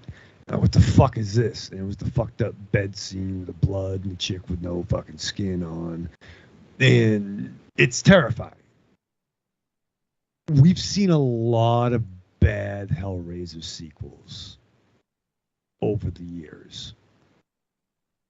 A lot of them. I did remember a friend of ours, Aries, Bob Paz, and I got really excited when they made the third one. And I think we might have been in junior high when that came out, but ended up seeing it on VHS tape. And that's one with the Cenobite that had the Cenobite, Bon shot the CDs out of his face. Is that one? There was like CD. And they gave him dumb names in Fangoria. Yeah, Pinhead, CD face. Yeah, you know what? You probably can blame Fangoria for the Pinhead name. I think that's where I first heard that. Yeah, you might be right. Maybe right. First Time Mike just popped in. What's up, First Time Mike? He says the original screenwriter of Hellraiser Bloodline published the original script as a book. That's cool. If people want to actually see what that's all about, I didn't know that. All right, well, I don't want to focus too much on Hellraiser lore because we could spend a lot of time talking about it. By the way, I did look, and Alan Smithy had directed several films after Hellraiser Bloodline. After that, okay. The last one to use it was Old 37 from 2015. So, but before that, it was 2010 and then 2003. So it's only been used 3 times since 2003. But apparently a lot of airline versions of films have Alan Smithy as because they edit them for in-flight viewing, like Scent of a Woman, Meet Joe Black, Heat, Rudy, The Guardian, Dune. Dune actually was. Oh, I'm sure they butcher them. Yeah, probably. So. Yeah. That's kind of funny. So yeah, but that's Alan Smithy. Let's get away from Alan Smithy. And how about you guys? I kind of dovetailed my history with Hellraiser into sort of like a little sort of synopsization of the films. But how about Aries? I mean, like I said, I saw the first two, and then whatever else happened, I don't even know. And then whatever that last one we did on the show, I don't even know how many there are in between, whether there's 3 or 15. The way Raven Shadow talks makes it sound like there's 15 sequels in there, so I'm not even sure. Yeah, first 2, and it's been forever since I saw them as well. So they are kind of very distant, faint memories. I don't have a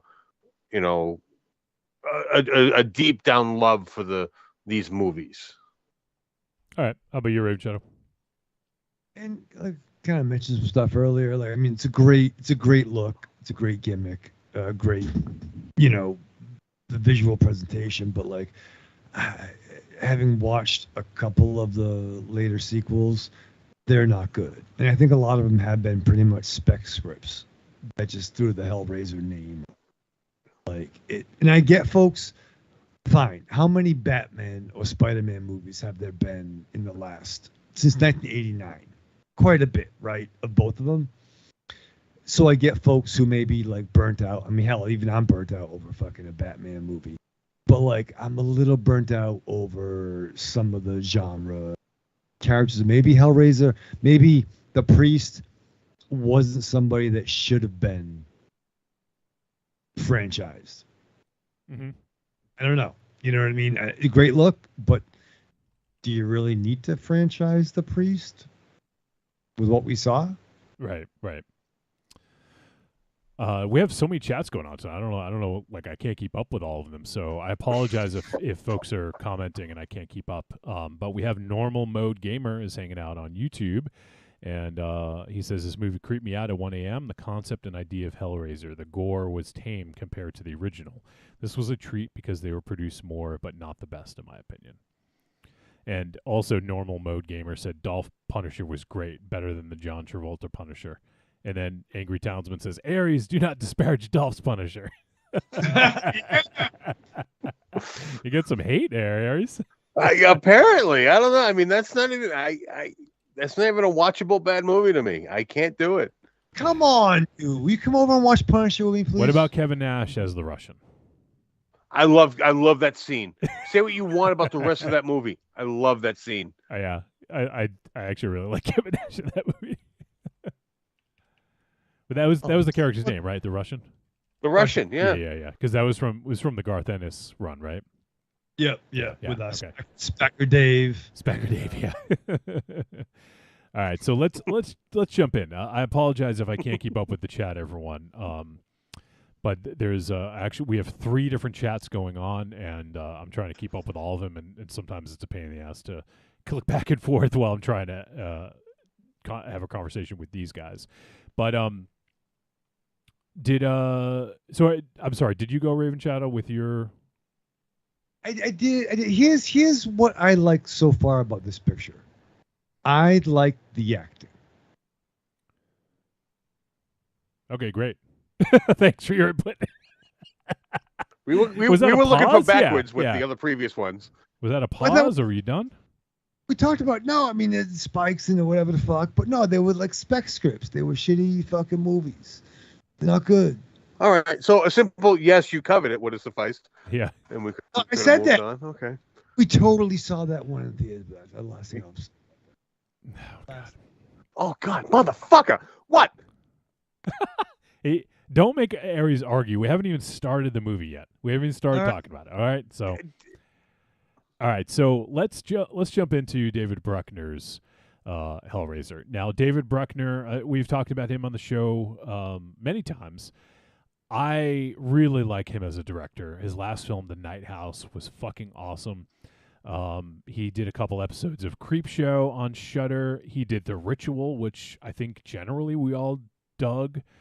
Southbound, he had the best segment on Southbound with the accident, and he had one of the best segments in the original VHS film with Amateur Night.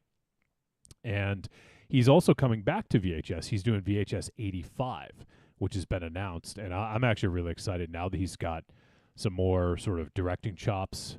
I'm really curious to see what he's going to do with it. And also, pretty cool, Scott Derrickson is doing a segment. Scott Derrickson, who did The Black Phone, which we talked about a few weeks ago, and he's also the director of Doctor Strange, the first Doctor Strange.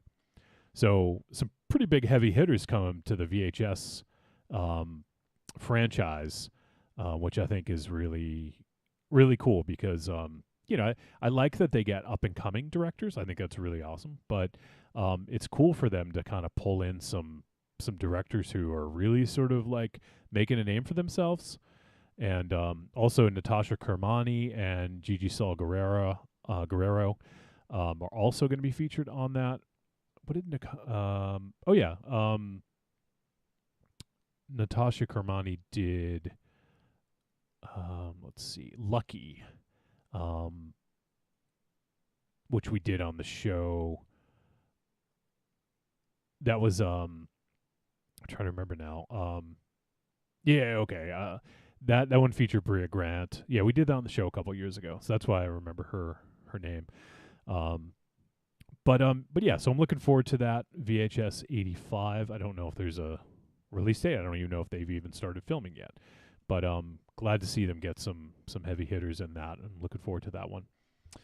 All right, so now we've kind of talked a little bit about David Bruckner. When I heard that he was directing this, I got really excited because, as I mentioned, he's a director that is on the rise for me, and he's done some really great stuff. So really interested to see his take on this. And he had a lot of the folks that worked on The Night House with him that worked on this, the writers, the composer, and I'm sure a lot of other people kind of behind the scenes. And also I wanted to mention Dr. Chris. He had a comment. I actually remember this, I think, when we talked about The Night House. But he said that the director of Hellraiser also did The Night House last year, and that movie was a Hellraiser spec script. I think we might have mentioned that when we talked about it, or some connection to Hellraiser, and then I think on that show we actually found out that he was going to be doing Hellraiser. But you can kind of see a little bit, maybe. So I was really excited to check this out to see what David Bruckner was going to do for this, because I don't know, I couldn't really get excited about the last fucking 7 Hellraiser movies, so you got to do something different. You got to do something fresh, bringing in a really hot director who's coming off a really great movie. I think is definitely the way to go. And I think they freshened this up in the right way. Now, I'm not talking about the film content itself, but you got a good hot director coming in. And also the choice to, obviously no Doug Bradley, which I know a lot of people were bummed out about, but I feel like you had to distance yourself from those other films. And if Doug Bradley's going to be in it, I feel like you're not doing that. And it feels like it's a continuation as opposed to a fresh start, So I think it was really important to get away from that. Go ahead, Raymond Shadow. And we've already seen yet another shitty Hellraiser movie that didn't have Doug Bradley. So, I mean, it already set a precedent for changing the role. Yeah. And actually, first time Mike makes a good point. He says Doug Bradley is the man. It's on his strength and presence as Pinhead that you can even have those sequels. Yeah, and I won't disagree. Yeah, no, and that's completely fair. Like, he carried the franchise 100%. Yeah, for sure. I will absolutely agree with that. And he's like the nicest dude too. I met him back when I was working at Spooky World, and he had like a Mickey Mouse jacket on, and like not at all what you would think. Like you're just so nice British guy. Like, but yeah, it's I agree. I think that he, the strength of his performance is really what kept the franchise alive and got us to a point where we may have this movie. So I think the decision to cast Jamie Clayton as the priest, aka Pinhead, I thought was an inspired decision because, you're not going to have Doug Bradley. You want to distance yourself from that. You want to do something new and fresh. I feel like this was such a good decision. And, the character of the Hell Priest is never given a gender. It's always sort of like androgynous, or in the books. So it was never said that it was a like male, female. So I think it's like a good decision to have a trans woman play Pinhead. I thought that was a really inspired decision, and I thought Jamie Clayton had just was a really great performance here, and I think it was really creepy in a different kind of way. You guys have thoughts, opinions about the decision? Do you guys feel it was was it weird to see a woman as Pinhead? No. I mean, I didn't have a problem with it, and they did a very good job with the body to make it gender neutral, but facially, I did feel that it did come off more as female than anything. It didn't portray a gender neutral. It did appear more female than anything. And I feel that if they were going for the true gender neutral, they probably could have used a little more prosthetics to take away some of the feminine from her. Well, I don't know if they were going for gender neutral specifically. It's just that the character has never been defined as being a specific gender. So, I think it's a really interesting decision to have a trans woman play Pinhead. And, I actually liked seeing a slight kind of feminine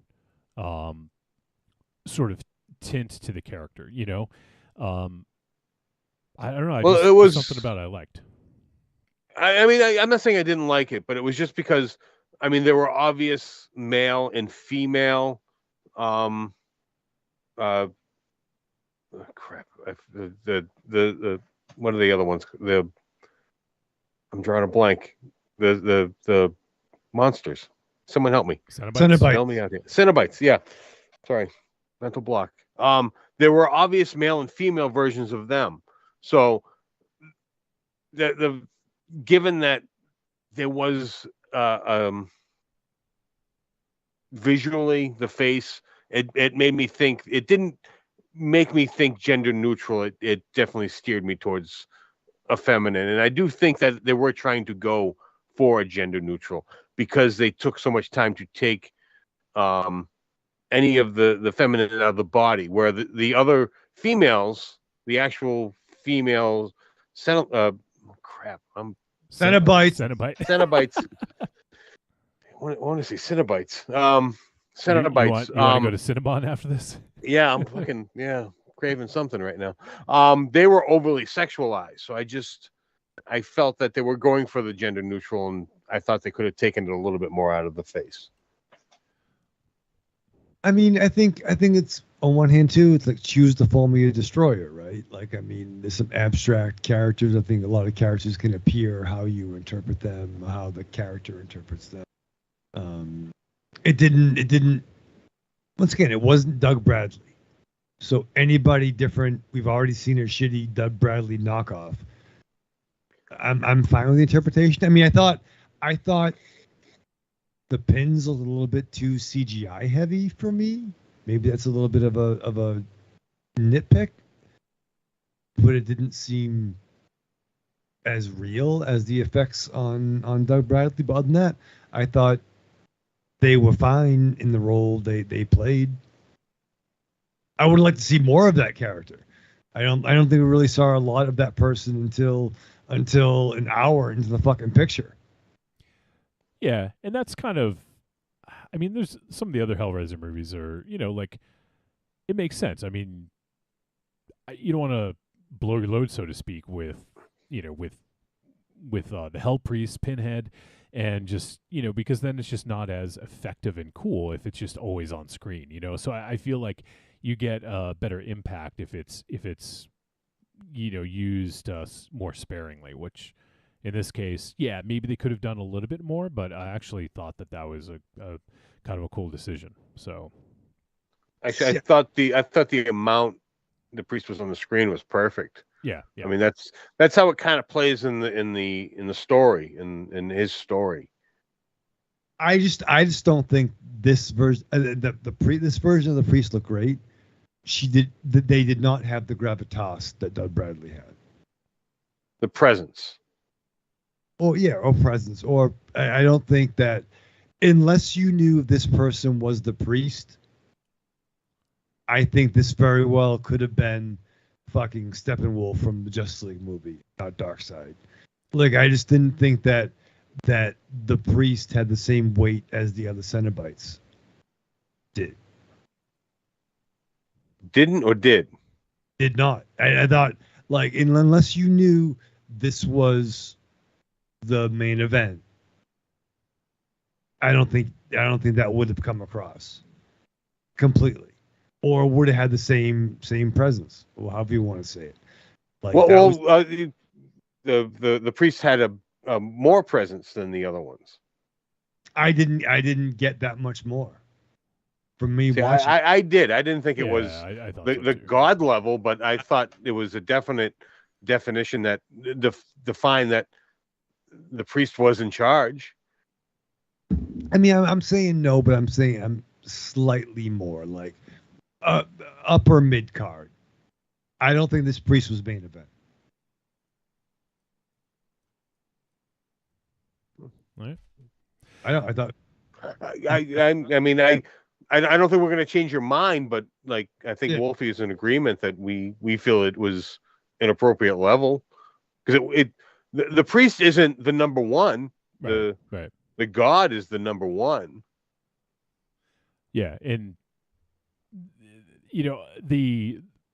obviously we have the priest is on the poster, and it is the iconic look, but I feel like that's, if you get it too much, it's not as special. It's one of those deals, So for me, yeah, I mean, I liked it, and I'm glad that I actually thought we were going to get the Hell Priest like right away at the beginning, and I was like, oh, like I want to kind of like savor this a little bit. I don't want to see it right away, and I was glad that they sort of like teased that a little bit. We saw the chains, but we didn't see the character. So I thought that was a good decision. I would have liked a little flash, maybe something like extreme close up of an eye or something, just a very tease. But I'm not, I'm would have liked it, but I'm not saying it was necessary. Yeah. So it's there's not a lot that we can necessarily spoil. I mean, there's some plot points, but there's actually some themes that I feel are important to discuss, and I don't want to kind of like hide them away, for fear of spoiler. The main thing being addiction. Like, addiction plays a big role in this movie, at least for me when I was watching it. I don't know if you guys would agree, but so we, just don't want to give like a whole plot synopsis here, but we have Riley, played by Odessa Zion, and she is playing a character who is struggling with her sobriety. She's basically going to, I think they mentioned she's going to AA, or she's trying to stop drinking and get off pills and stuff like that. And she has a bad influence in Trevor, who is supposedly recovered but is not. And so she's hanging out with him, and they're doing their thing. But I feel like, at least for me, addiction seemed to be a big part of this, because it's sort of almost like was like a major plot point in what was going on in this, and especially with some of the choices that were given. So once again, I don't remember. I'm not a huge Hellraiser lore fanatic, so I don't know if these different decisions of what you get when you basically solve the cube, so to speak, I don't know if that's been a thing in others or in the books, but in this we get different representations of the puzzle box, which I'm trying to remember if they actually named the puzzle box, because it's been known as, of course I'm going to forget it now. The Lamont configuration, you big dummy. No, not it's Lament. First of all, but actually, I pulled up an article earlier. I was reading, and I actually forgot the character's name. La Marchand, I think, is La Marchand. But they put that down on the notes, though. They mentioned the names in the notes. Oh, okay, yeah. Philip La Marchand is the creator of the box, so they call it, it's known as the Lament configuration or La Marchand's box. So in this, it doesn't really, like, there's not a name that they keep referring to. It's just a puzzle box. It's just a box. What's in the box? And wasn't the title called Leviathan? No, Leviathan was the shit. That was the god. That was the god. Yeah. The original story was called Leviathan. You know what? I had a bunch of things open so I could reference, and now I'm getting lost in them. So give me one sec here so I can see if I can pull it up. So I pulled up one article that talks about the different shapes of the Lament configuration puzzle box and what it means from this movie. Okay, so all right. Actually, so it is the puzzle opens rifts to a hellish dimension known as the Labyrinth. So that is the world, basically. And Leviathan is the god. Just so we can kind of get straight on what's what here. And I don't think this. Do you guys think talking about the different configurations of the box is a spoiler? I mean, it's a puzzle box. Like, we know that it's Hellraiser, right? I don't think it doesn't play too much of a role. Like, right. The individual, like, I think they thought it should have, but it didn't end up. Like, unless something was missed on me, like the individual forms, like, yeah, there was something that I was missing, because the Okay. forms had names, but I don't know what was going on with the. But it's the whole fucking thing that's how you get fucking people to die, is you're fucking with it, right? Like, that's how. Well, it's a sacrifice. Yeah. Yeah. So in this, the owner of the puzzle, if they basically complete it, solve it, whatever you want to call it, they're given a choice between life, knowledge, love, sensation, resurrection, or power. So if you solve the puzzle box, you have an audience. You get an audience with God. Once you've solved all 5 configurations, leading to the 6th and final configuration. And each configuration demands a sacrifice. So someone needs to be sacrificed to get it to the next stage. Which is I like the general conceit here of what they're going for. And so my thought was, I don't know anything about like the like AA, like the recovery or anything like that, or what addicts go through, but I thought it was interesting, and I'm not going to say what what choices were made in this, because that would be potentially spoilers. So I'm not going to talk about that. But I feel like the character of Riley, the puzzle box almost showed the impact of like addiction, of how it affects others. Like that was sort of like, at least when I was watching it, I was like, oh, like I feel like the puzzle box is almost like a metaphor for how addiction affects the people around that person, And, maybe I'm taking a little bit too far, but I feel like they were very transparent about her being an addict and having issues, and so that's sort of one of the things about being an addict is it doesn't just affect you. It affects your family, your friends, the people around you, loved ones, things like that, So I felt like this was almost like an analogy for that. And I think what ends up getting chosen at the end, I thought was really indicative of the struggle of an addict, because I feel like some of the different choices, I can't necessarily like have a one-to-one connection for all of them, but like, some of these are not the right way to break an addiction. I feel like knowledge is and once again, this is just my crazy like theory that I haven't even like really put a lot of thought into, but knowledge would be like the person who finds God, finds Jesus, and that's how they overcome their addiction. Like they find like maybe love. I don't know which one religion would be.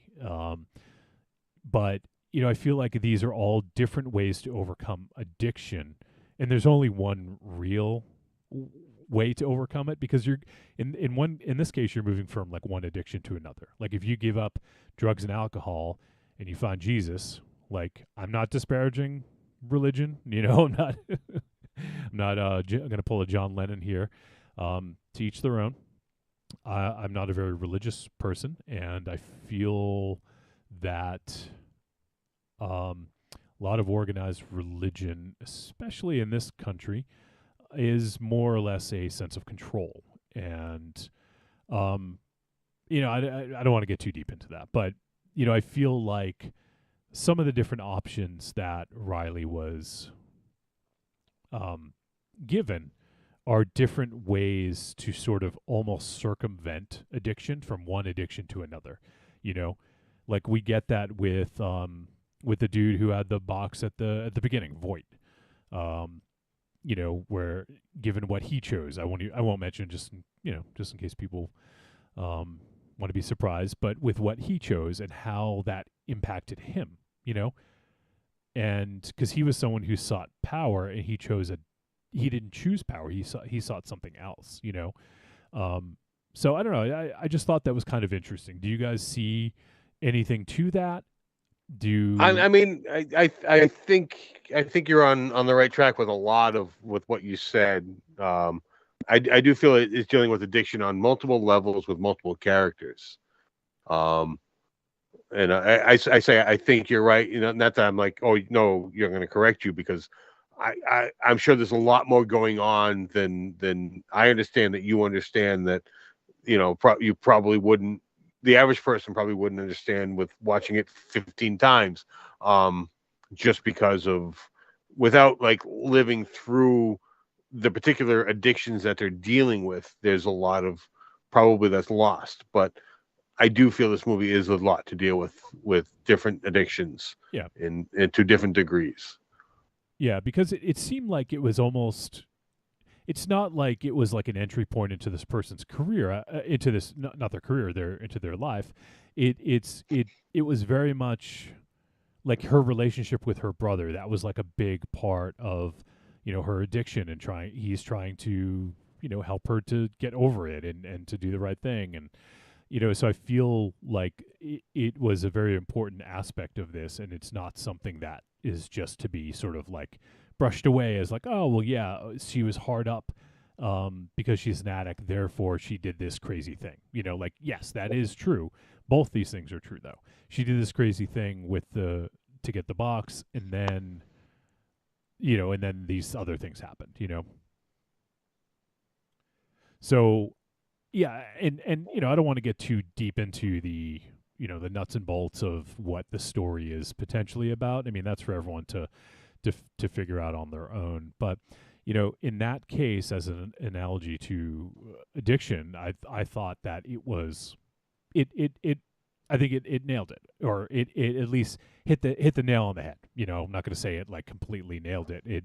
It did what it set out to do, if that was the case, and I thought that it made you kind of think about it a little bit in different terms, and not just, is she doing the right thing to to stop what's happening, to get rid of the monsters, or is there something a little bit deeper to it than that for her character and for how she's lived the last 6 years or whatever it was, So that's, I thought that it was I was going to say surprisingly deep story. Uh-oh. Are you echoing over there in chat, or is it fine? I'm fine. Okay. It just echoed for a sec for me. Okay. And I'm not saying that it was overly deep and there's a lot going on here, but I feel like it added some nice depth to it. It's not just a surface level horror film that has some gore and has a cool puzzle box and has some cool villains. There's a little bit more to it than that, and I always like having a little bit more of that substance there to kind of grasp onto, and to, people can relate or not relate depending on their situations, or maybe it helps them because they can relate because of someone else they knew, or something like that. I just feel like these emotional connections to a film will deepen your understanding and your connection to it, So I think that, I'm glad that they included something a little bit more than just kind of surface level horror and gore. Now, about I guess we'll kind of, I don't know if you guys have anything else to add about that, but if not, we'll just kind of jump in a little bit more into the nuts and bolts of the films here. And first off, I guess let's talk about the Cenobites, the makeup. What was you guys' initial reaction when you saw the different Cenobites? Now, we saw some new ones. There was some kind of repeat ones. Obviously with the priest / Pinhead, we had Chatterer, which was one in the previous films. The Weeper, I don't actually know if that was a new one or not. I'm actually not sure. But yeah, there was a few different ones. There's the Mask. There was, a couple of females. There was the one that had the no eyes and the teeth. Is that the Chatterer? What's it called? Yeah. Yep. That was the one that had the blood's kind of splattered on its mouth. Yeah. Yeah. That was good. There was a couple of like other females that had a little bit of a slight priest knockoff. They had some pins in various locations. Cenobites should be dark, scary, and a little bit sexy, if not gross. And I think overall they had that. They achieved that. Yeah, and and that's sort of what we're used to. I mean, because there was something sort of like profane about the original Hellraiser film. It was, I feel like it spawned like a whole new sort of like movement of goth. It was almost that like goth industrial sort of look. I don't know that it actually inspired it, but I feel like it really brought it more to the masses. And then you would see a lot of like PVC and other kind of shiny type materials and like we went to Man Ray back in the day, and we always would see a ton of that, right? I Right, see. and Oh, he- I think it was spawned from the underground, and then it brought it more to the mainstream. Yes, and that's kind of what I meant by like it was there Hey. already, but it brought it more to the masses. Yeah. Well, I think he's going to go tinkle.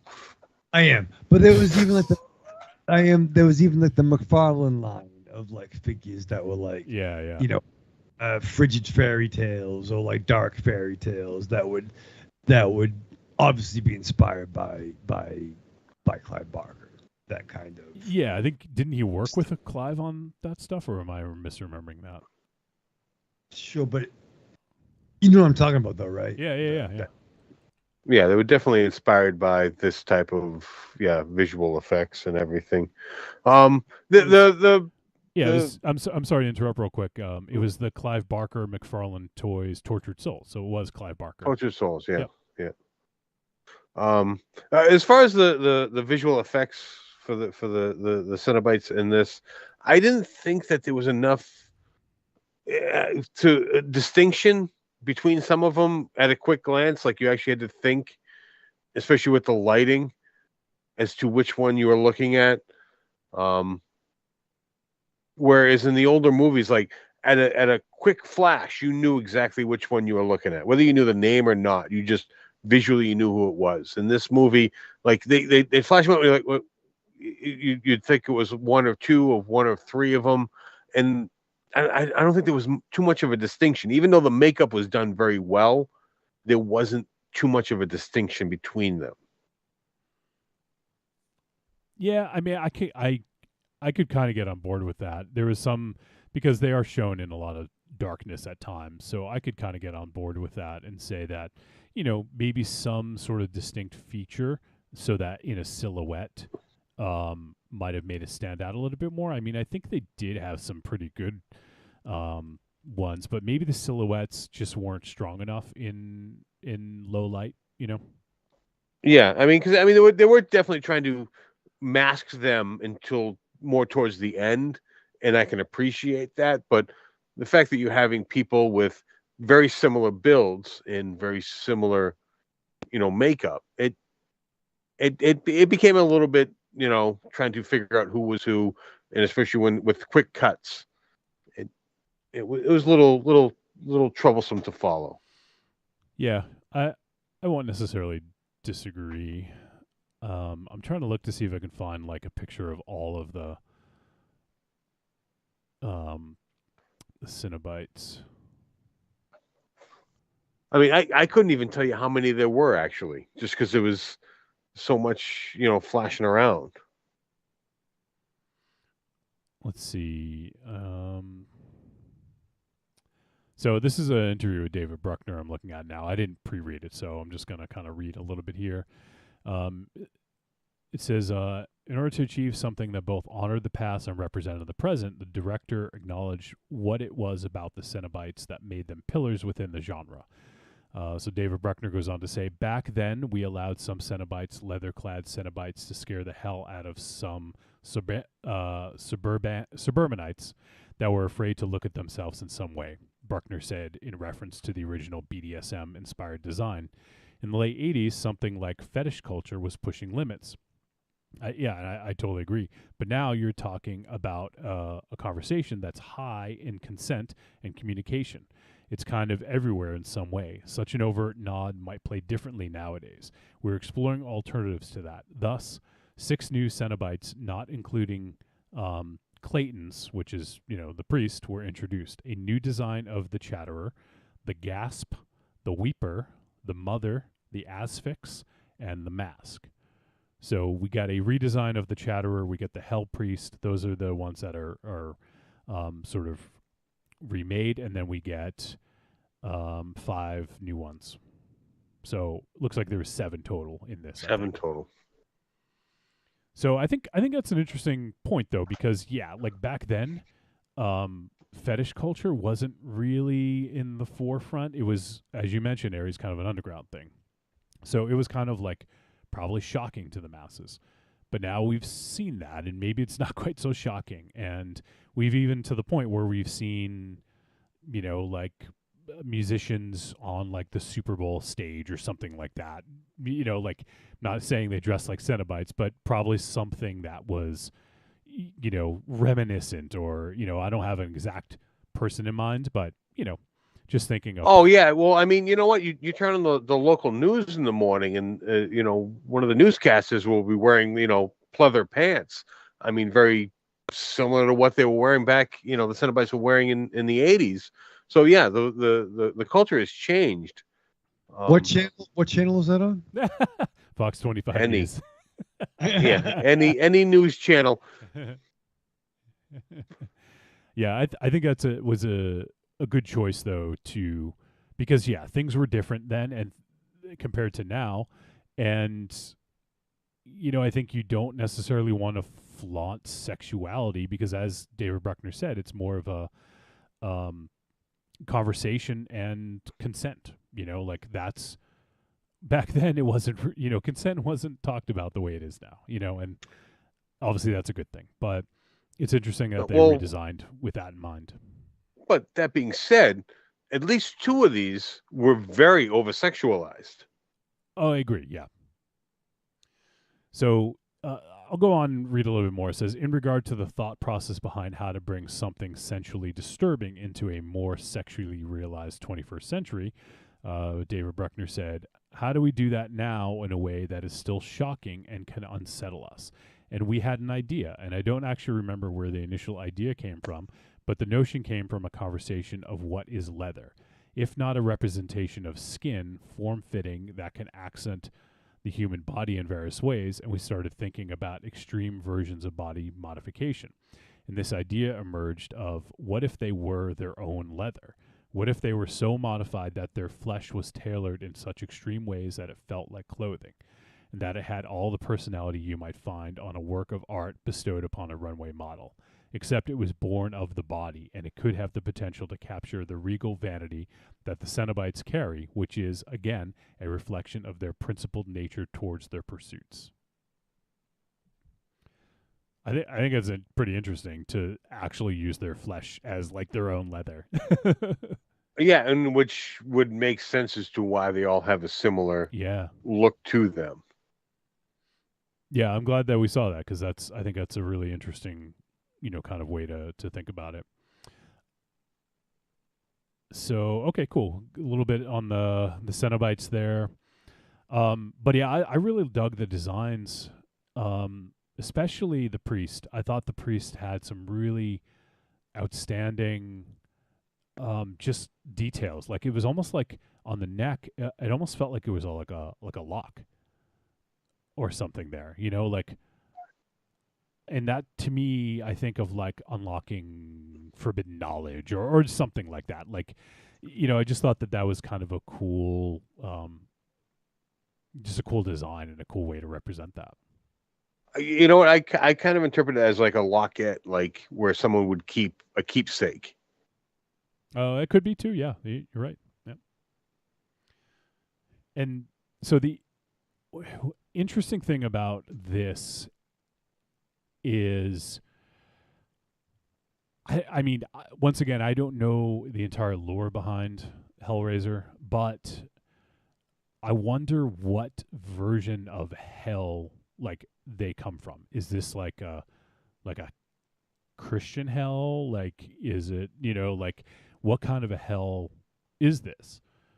And is it maybe their own version? Like, I know it's the labyrinth, but like what defines what is hell, I guess. I mean, because you could ask all of us and we might all have different answers, Well, I think it's probably its own hell where, no religion has it right. Mm-hmm. I believe Chris Rock said it in Kevin Smith's Dogma, where no religion has it right, but they all have a little piece of it, where it's, it's just they're, every religion now is just they have their own interpretation, but in this movie, they're all wrong. This is their own hell. Like, yeah. I did one thing I did like talking about the design. So in this, the priest, aka Pinhead, had they weren't nails, because that's the funny thing, right? Like Doug Bradley's Pinhead was called Pinhead, but he had nails in his head. Like they were like, it wasn't a pin necessarily, Yeah. These are more like pins, Correct. Yeah. And I thought that was interesting, and I like the way that they glow in some of the low light situations. I thought that was just a cool representation. And I don't know if that was, well, they call this character Pinhead, let's actually do pins. But in a way, they were almost like earrings, like because they use the body mods, as we talked about, in different ways. Like you see them on like the neck and the face and like, just other areas. And they use them as like, they almost use them as like a, I don't know, like a couple times where they use them as weapons, or like use them to put in someone's mouth or something like that, Well, I mean, these would be the type of pins that a seamstress would hold two pieces of fabric together while waiting to actually fasten them together. So that whole thing where a lot of the other characters had the similar pins, that would hold true to the whole feeling of their own flesh being that the leather. I think this all just kind of ties together. Yeah. Yeah, I think it's pretty cool, and I liked the different configurations like that. From what I recall, that was not something that was in any of the Hellraiser movies. I actually read one thing here that in Hellraiser 2, the Lament configuration box becomes diamond-shaped to mimic Leviathan trapping the protagonist, Kirsty Cotton, in the labyrinth in that movie in Hellraiser 2. So we do sort of get a diamond shape that we do see as one of the configurations in this. So in choosing power as, when you have your audience with God, with the Leviathan, if you choose power, you get turned into a Cenobite, a being who draws power from the domination of people and suffering. So it's almost like these Twilight Zone-like choices. Like if you choose power, you get maybe a different version of what you might think you're getting, right? It's not like a monkey's paw, or it's not quite like, I guess in a way it is maybe a little bit like a monkey's paw, but you get their version of that, So with Voight in this, I thought it was interesting to see what he had chosen and how that manifested itself. Because yes, he got what he asked for, but it was the Cenobite's version of what he asked for. And that's a fucking miserable existence, right? Oh, yeah. Yeah. So, I thought it's that sort of like almost like a little like Twilight Zone like twist, kind of like you think you're getting this, but you know what? Like, yeah, you're getting our version of that. And it's almost like like a djinn making a wish. If you're not super, super specific in that, you could get something completely unlike what you thought, Right. They're going to twist it however they can to play their little games. Yeah, exactly. And so I thought that was kind of a cool thing here with, depending on what you chose, it may not be exactly what you think it's going to be. And that's what made, the choice that Riley made, I thought was really interesting. And obviously it made sense in the scope of the movie, but it just seemed like a fitting end to her story in this. And I really like the end of what happens at the end of this movie. I won't say for spoiler reasons, but I really enjoyed that final sort of scene. And I was like, oh man, that's pretty cool. Like, because that's, what, it's not quite what he thought that was going to be, Mm-hmm. Even though he should have known. Right. Yeah, exactly. So I thought, in terms of, I mean, and this is I'm getting into nitpicking. I think I would have preferred a little bit more horror. We got a good amount. There were some good scenes with people being like isolated in, when they come in contact with the box. Like, I thought all those scenes were really well done. But I think maybe just a little bit more horror throughout might have sustained the film a little bit better. But and also, like, I just can't get past Voight's house. Like, it makes sense in hindsight now a little bit more. But I was just kept thinking, like, why is the electricity on here? Like, why? Like, what is going on here with this place? Like, because the house was supposedly abandoned, or whatever, and it's like all locked up, like, or concealed in a way, I guess I'll say. And so to me, I was like, okay, like, nobody has come here and like had a fucking party. Like, these are the first people to come in and see this place. It was just a bit of a stretch for me. But I guess in a way it sort of explained itself a little bit as it went on. But I don't know, that it kind of like it lost my engagement a little bit in the beginning of that scene, I'll say. See, I figured out what they were doing with that, and I did like it. I would have liked more of it. I thought if they had arrived to the house sooner and could have brought that the more of a puzzle box house-esque feeling to it, and more of a 13 Ghosts things, where it was changing and different things were happening. Yeah, I thought they could have utilized that a little bit more and better. Yeah, I won't necessarily disagree. I think that there's a cool thing with that house, that it would have been better to maybe to explore it in a different way. I mean, overall, it doesn't really impact my enjoyment of the film, but I feel like it was maybe a slight missed opportunity. It will leave me interested for a sequel, because it definitely just, like, they just kind of, they made 15 of these fucking movies the first time, so they're going to make a bunch more this time. And they laid it out there. Like, there was no neat bow at the end of this. There's definitely going to be a sequel. So I am interested, and I would like to see more of the house in the sequel. Mm-hmm. Everything okay over there, Raid Shadow? Yes. Okay, just making sure. You're awfully quiet, even for you're playing the role of Ares this week. I don't know what you feel about this movie, because you're not saying anything. I think we're talking a lot about this movie. It's a lot. Well, you know what? We do a fucking movie discussion show, asshole. And you know what? You know what happens when you watch the movie? You can participate in the discussion. Yeah. I don't know.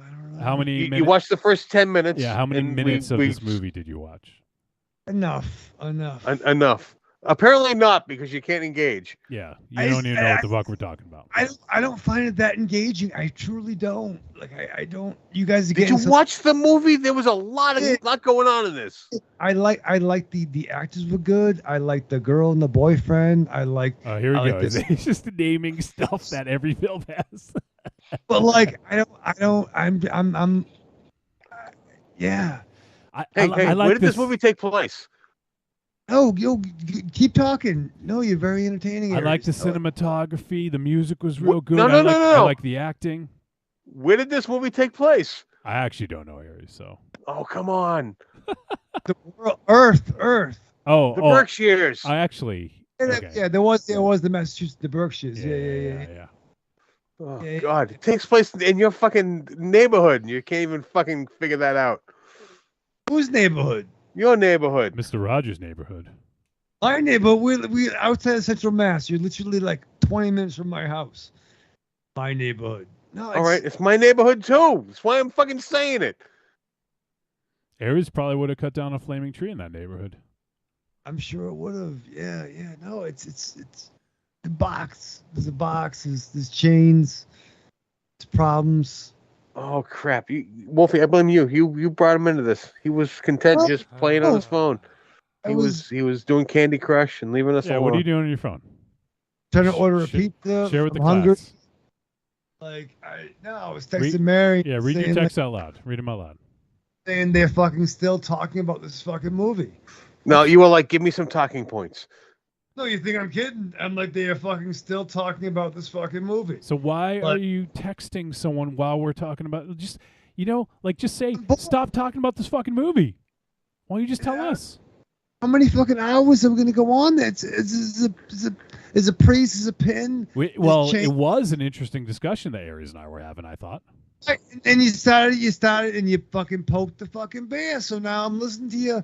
I like that you guys doing. I like that Aries is like talking. That's fun. And I was listening to it, but like I don't know. All right, let me ask you a question because you're annoyed we're discussing this movie. Yeah. No, what would you like us to discuss on the horror movie podcast? On the film discussion podcast. This is a horror movie. Let's talk about Frankenstein. We didn't watch Frankenstein. We watched Hellraiser. All right, we'll have another sip of whiskey. You said what would I like to discuss on a horror podcast? Something that's not Hellblazer or Hellraiser. I guess it's called Hellraiser because it's very innovative for the 8th movie in a franchise to be called the same movie as the first one. So, if you want to call me out, then I'm that's what we're doing. Oh, fine. You want to fucking do that? Oh, yep. We'll buckle up. Raven Shadow's fired up. Well, I'm sorry. No, because I'm sorry. They might want to be entertained all of a sudden. No, it's Hellblazer, whatever the fuck. I'm fucking bored by it. And you're bored by it. Okay. I'm bored by it. Watch fucking the Predator fucking movie they made on Hulu. This is fucking boring the shit out of me. I don't give a fuck about this movie. Cute busted to me. If you guys want to keep talking, keep fucking talking. But I'm fucking done with this fucking movie discussion. How's that? I don't give a fuck anymore. I don't. You can still have fun talking about a movie you didn't like. Why don't you argue with us? Say, I think you're fucking wrong. No, I think you're fucking wrong. No, I didn't. No, because Aries tried to fucking go into fucking business for himself and fuck with me. So now wait, with what? With what? What? It's when you fucking decide to call me out, fucking tough guy. All right? What? With what? Oh, whoa, what? What the fuck is going on? Oh, God. You know what? Okay. I'm sorry. I apologize. Fuck I apologize. Yourself. Right? Then fucking, I don't give a fuck about fucking Hulu on fucking God, damn it. You know what? I'm sorry. Hulu? I'm sorry. Whatever the fuck. You know what? I'm sorry. I am sorry. Trying to have fun on this fun podcast. I apologize. You're being a douche. I am not. He's not being a douche. Come on, man. Okay. You know what? I can't. With yeah. And what? I tell you, I'm not. You're fucking with me. We're not fucking with you. Yes, we're trying to get you involved. You know what? Yes, I am fucking with you because I'm trying to have fun with you. Yeah. We're all trying to engage in a discussion, whether you like the movie or not. That's what we're trying to do. You both fucking jumped down on me, and I'm trying to fucking. Because you're texting on your phone. You're not engaged. We're trying to get you involved. I was engaged 15 minutes before I fucking started texting on my phone. So you're welcome. Creepy Girl's like, what is happening? Yeah, fucking like. Creepy Girl, we're trying to get Raven Shadow involved, and he didn't like the 2 movie. fucking hours of this fucking thing, and we still got fucking voicemails. No, it's not been 2 hours. It was we started the discussion around 9:45, I believe. So it is a long time. We're spending a long time on this, but there was some interesting things to discuss that Aries and I were discussing. So you totally could have had more interesting conversation before you fucking started fucking with me. So this is what you get. Mess with the bull, you get the horns? I'm sorry. So the next time you're just sitting there quiet, we should not try to engage you? Just keep your interesting conversation. I want to eat and I want a Q-Buster. And I don't know how much more we can talk just about. Say that, man. Like, seriously. No. Guys, can we stop talking about this movie because I want to go fucking eat? Just say it. Do your own thing, but you brought me Instead in. of texting and disengaging. Just don't say something. Worry about what I'm doing. Don't worry about what I'm doing. Just keep your conversation. As the producer, I'm looking at you texting on your phone and wondering why anyone will want to watch this fucking shit. Because you're not engaged in the show. Why would anyone want to watch? There's two bedridden people that are probably remarkably engaged in more discussions about fucking Hellraiser, no specific title. That's Hellraiser, fair. Not specific title. Okay. Hellraiser, same title as the first movie. Yeah. It was a great I got nothing to say. There was Cinnabites. There was chains. There was fucking. Not asking you. What the fuck? You don't have to parrot the keywords of what happened. Yeah. All you could simply say is I have nothing more to say about the movie. Oh, I mean, it's fine. We'll do the fucking we'll do Busta Rhymes. So and Chuck can order pizza. No. Trick or treat, baby. I wonder if people would say you're a trick or a treat. Trick or treat, motherfucker. All right, it is verdict time. We're going to let you know whether this film was a trick or a treat, and any final thoughts we may have. Aries. This is an enjoyable movie. It doesn't. I mean, the original definitely is a lot better, and the sequel it also as well. The ones following up of that I didn't see, so I can't speak on those. The special effects in this are very good. The acting is very good. This does have a long run time for what it is supposed to be. But you know what? You can do a far worse out there. So check this out. This movie is a treat. All right, Michael Ravenshadow. Oh, this is a treat of the highest order. I mean, this broke so much new ground. No. I'm not a Hellraiser mark. I am Hellraiser. I know what it's called. The priest, the fucking whatever the fuck it is. It's not for me. Maybe it's for you. I hope it's for you. But it's better than the last couple of sequels. But I just don't care.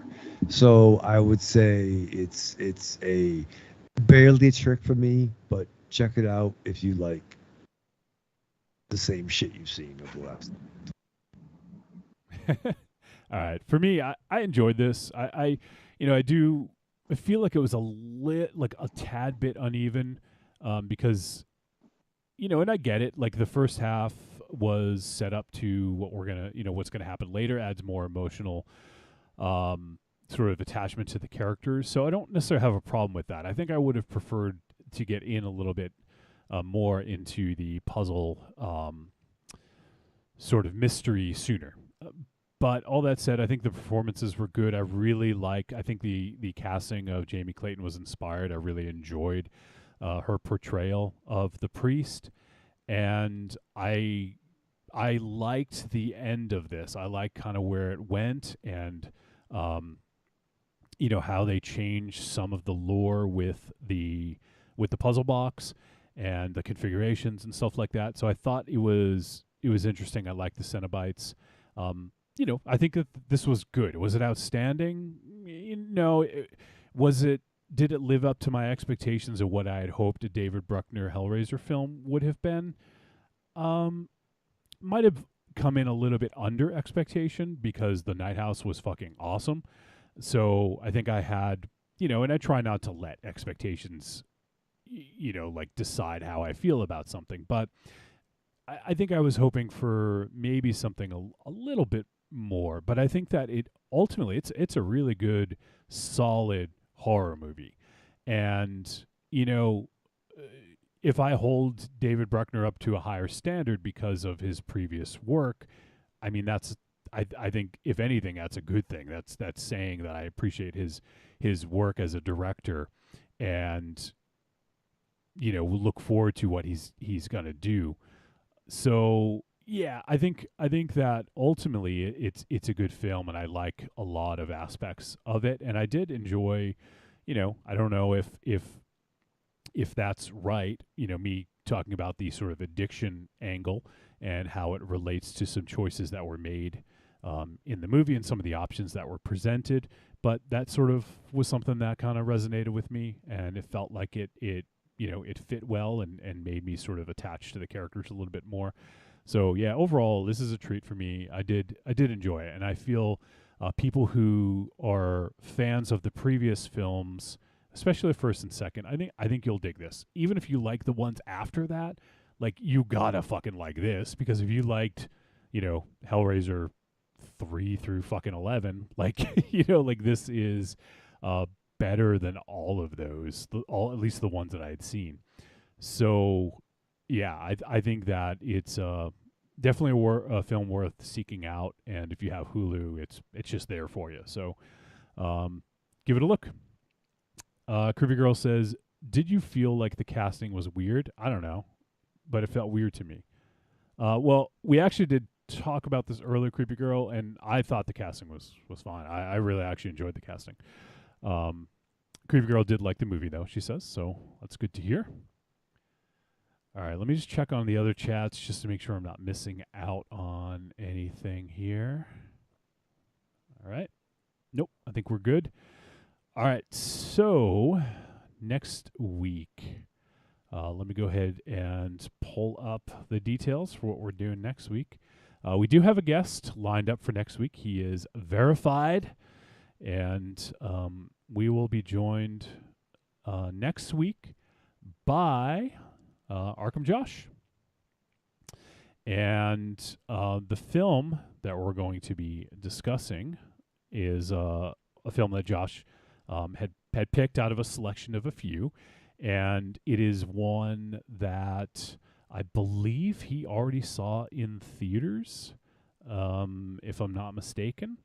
So he wanted to talk about this one. So we are going to do Dark Glasses, the latest Dario Argento film.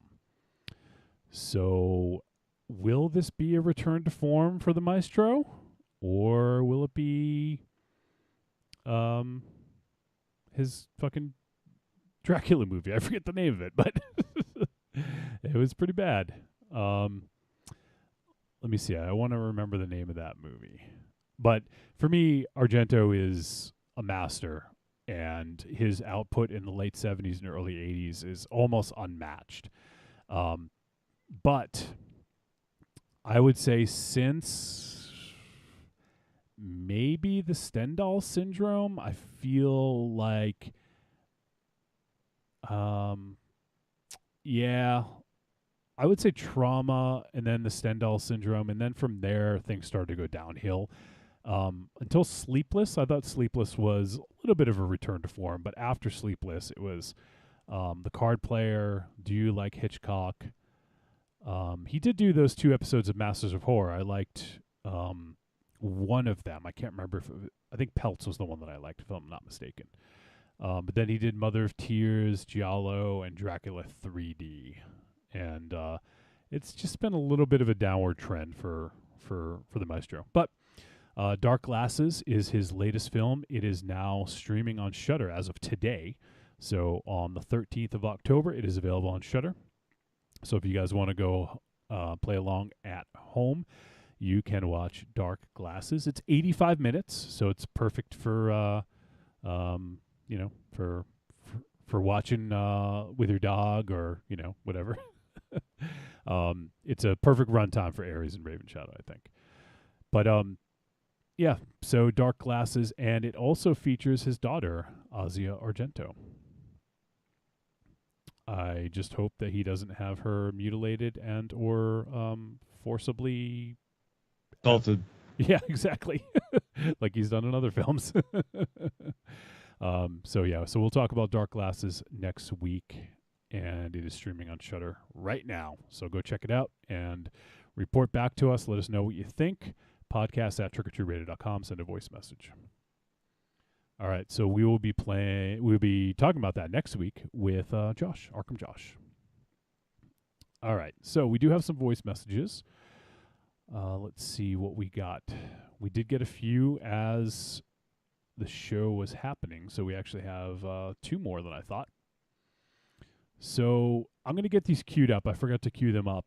Do you guys have anything you want to bring up or anything additional to mention? No, I'm out of talking points. All right. All right. Well, let me just sort of bullshit then while I try to do 3 things at once. So we do have cool. So we do have at least one Hellraiser review from a very, very smart film person. So I'm going to get that queued up, and we got another one actually about Hellraiser. Very good.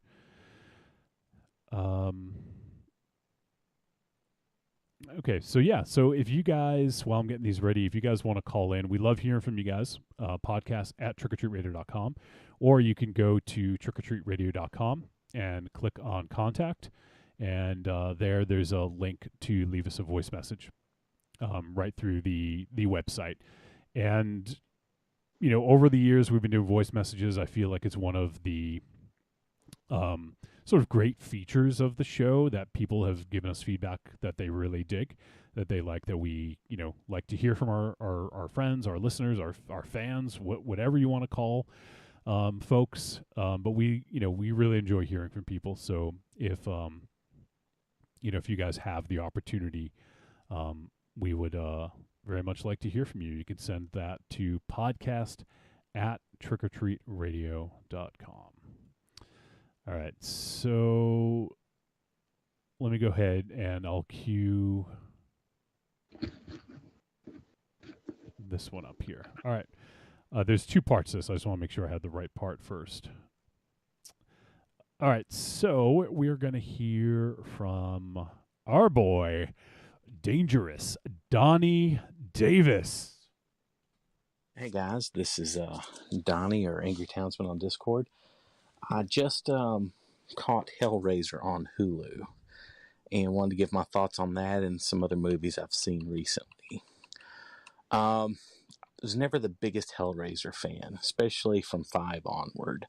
All those movies where they just shoved Pinhead in to keep the license just never set well with me.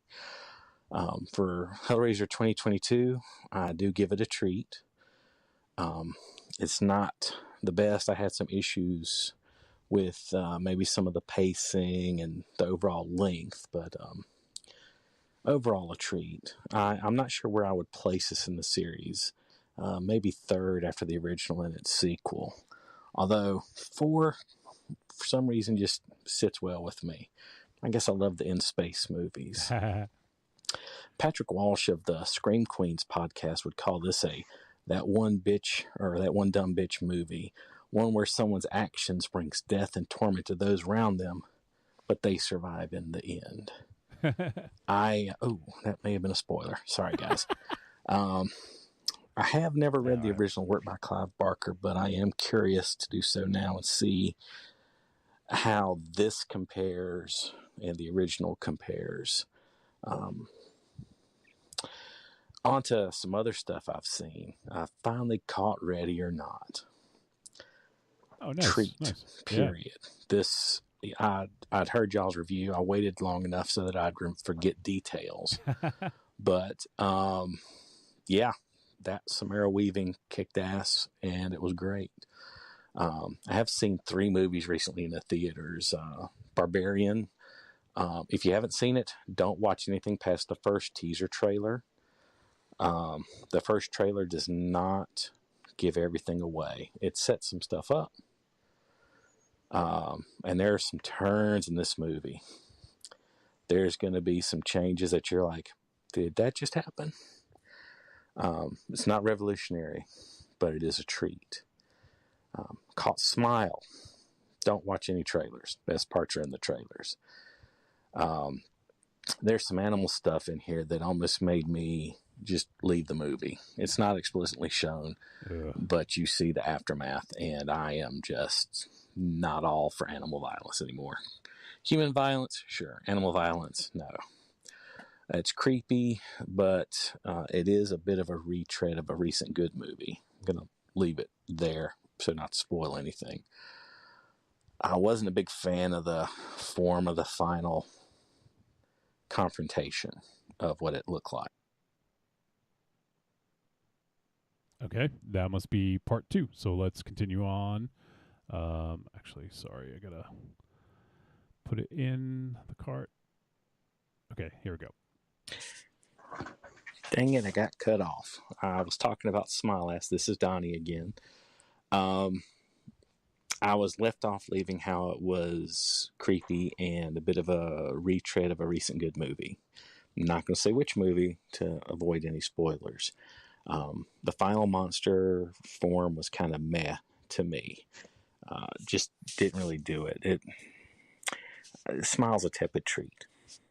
But on to the one I really wanted to talk to you guys about. I caught Terrifier 2 last Thursday in the only night showing, the one showing it showed in my small town of South Carolina.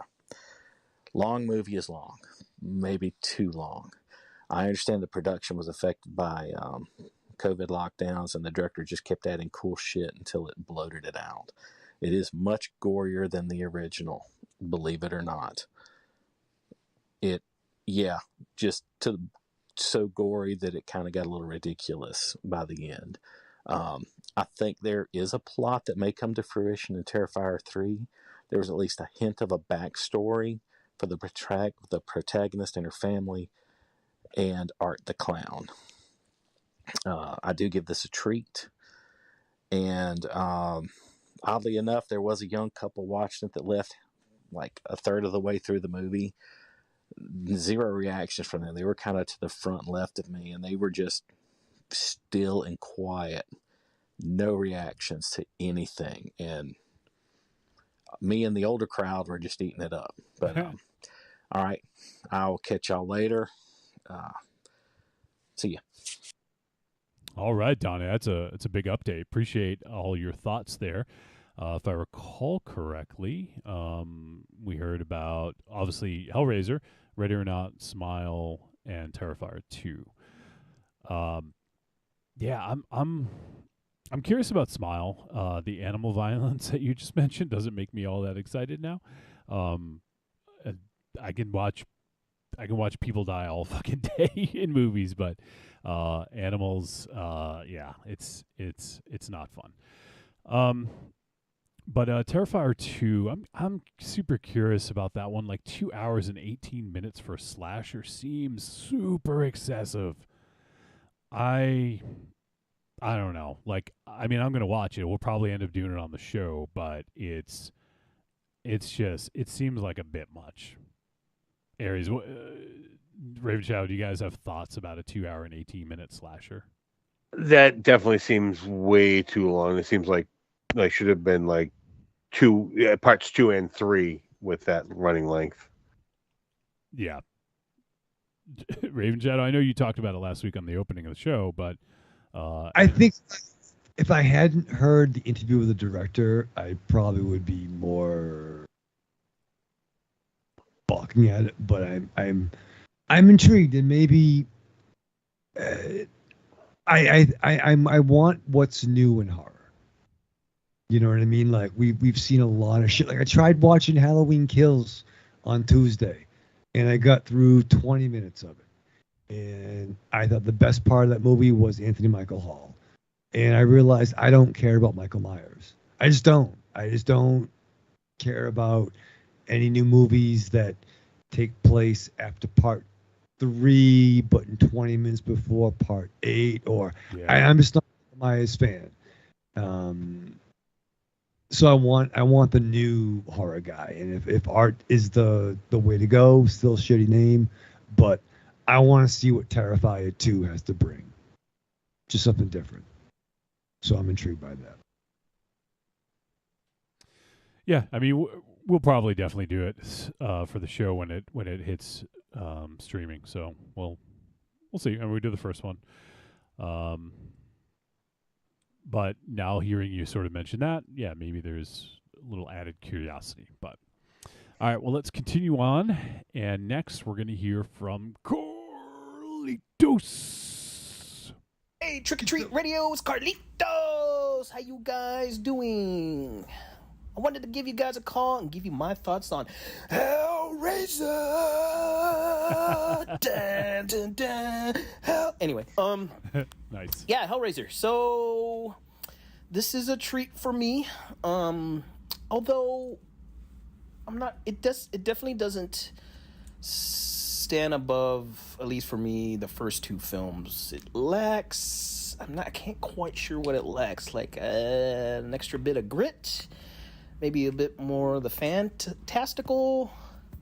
I don't know. Maybe just films from the 80s just looked and felt different than films in the 2020s.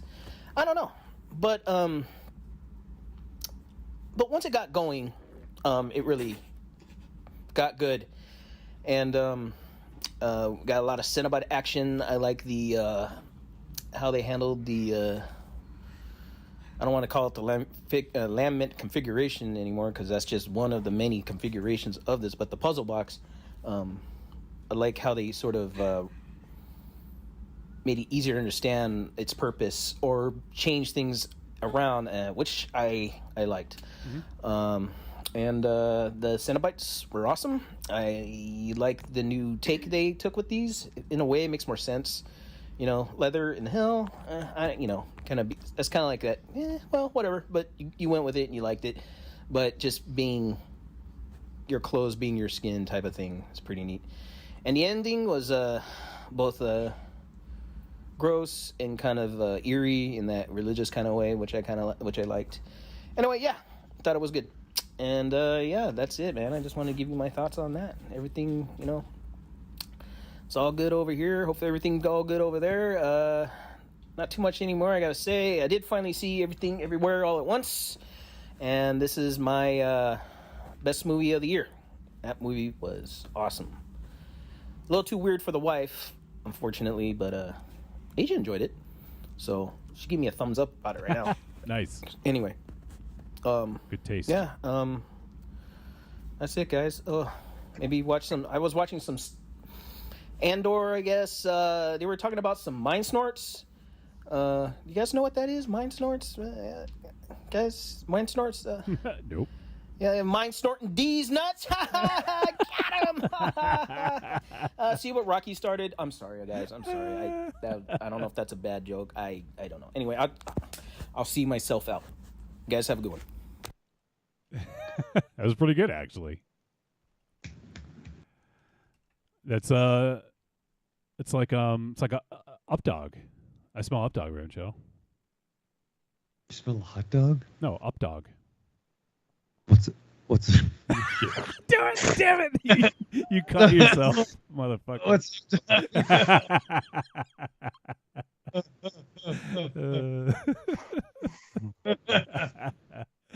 Mine snorts. That's pretty good. Cool. Always good to hear from you, Carlitos, and appreciate your thoughts on the flick, my man. And glad you finally saw Everything Everywhere All at Once. And yeah, it's going to be interesting coming to the end of the year. That's probably going to be a favorite, but we'll find out. We're getting there, but we still got a couple months left to go before the end of the year. Maybe something will blow us away before that happens. But cool. Always great to hear from you, Carlitos. And check in as much as you want, bud. All right. Creepy Girl says Barbarian is awesome. We actually just found out Barbarian got a VOD date today or yesterday. I can't remember. But it's on our calendar. So we'll be doing Barbarian when it hits VOD. And Evil Corny says Halloween Ends is streaming on Peacock right now. So Halloween Ends, and then I think next year we'll get Halloween Ends again, and then Halloween Ends? Question mark. Would it be Halloween Begins? It might be. It might. Yeah. It ends and then it just begins again. It's kind of how that works, I guess. So it's kind of like Batman Begins, right? Yeah, then returns. and then goes away. And then he feuds with the Bond villain. Did he? Yeah, Bane. No, Mr. Bond, I expect you to die. How did he talk, Ravenchild? You use his voice? I don't really do a Bane voice. That's not bad, actually. There's so much pain. He almost sounds like Goldmember a little bit. Yeah, yeah. Oh, man. All right, one more voice message, and it is First Time Mike. What's up, Trick or Treat family? This is First Time Mike. How's everybody doing? Hope everything is well with everybody this Halloween season. But right now I want to talk about Hellraiser, the new 2022 movie that just released on Hulu last Friday. And I watched it that Friday. I never really posted anything on Facebook because I'm kind of still not struggling with my feelings about the movie, but I just trying to think it and parse the movie because there's a lot of different ways you can go with it. First off, I like the Cenobite design. My only complaints with it is some of the characters look a little too CGI-ish, but I understand just the way that some of them are designed in this incarnation.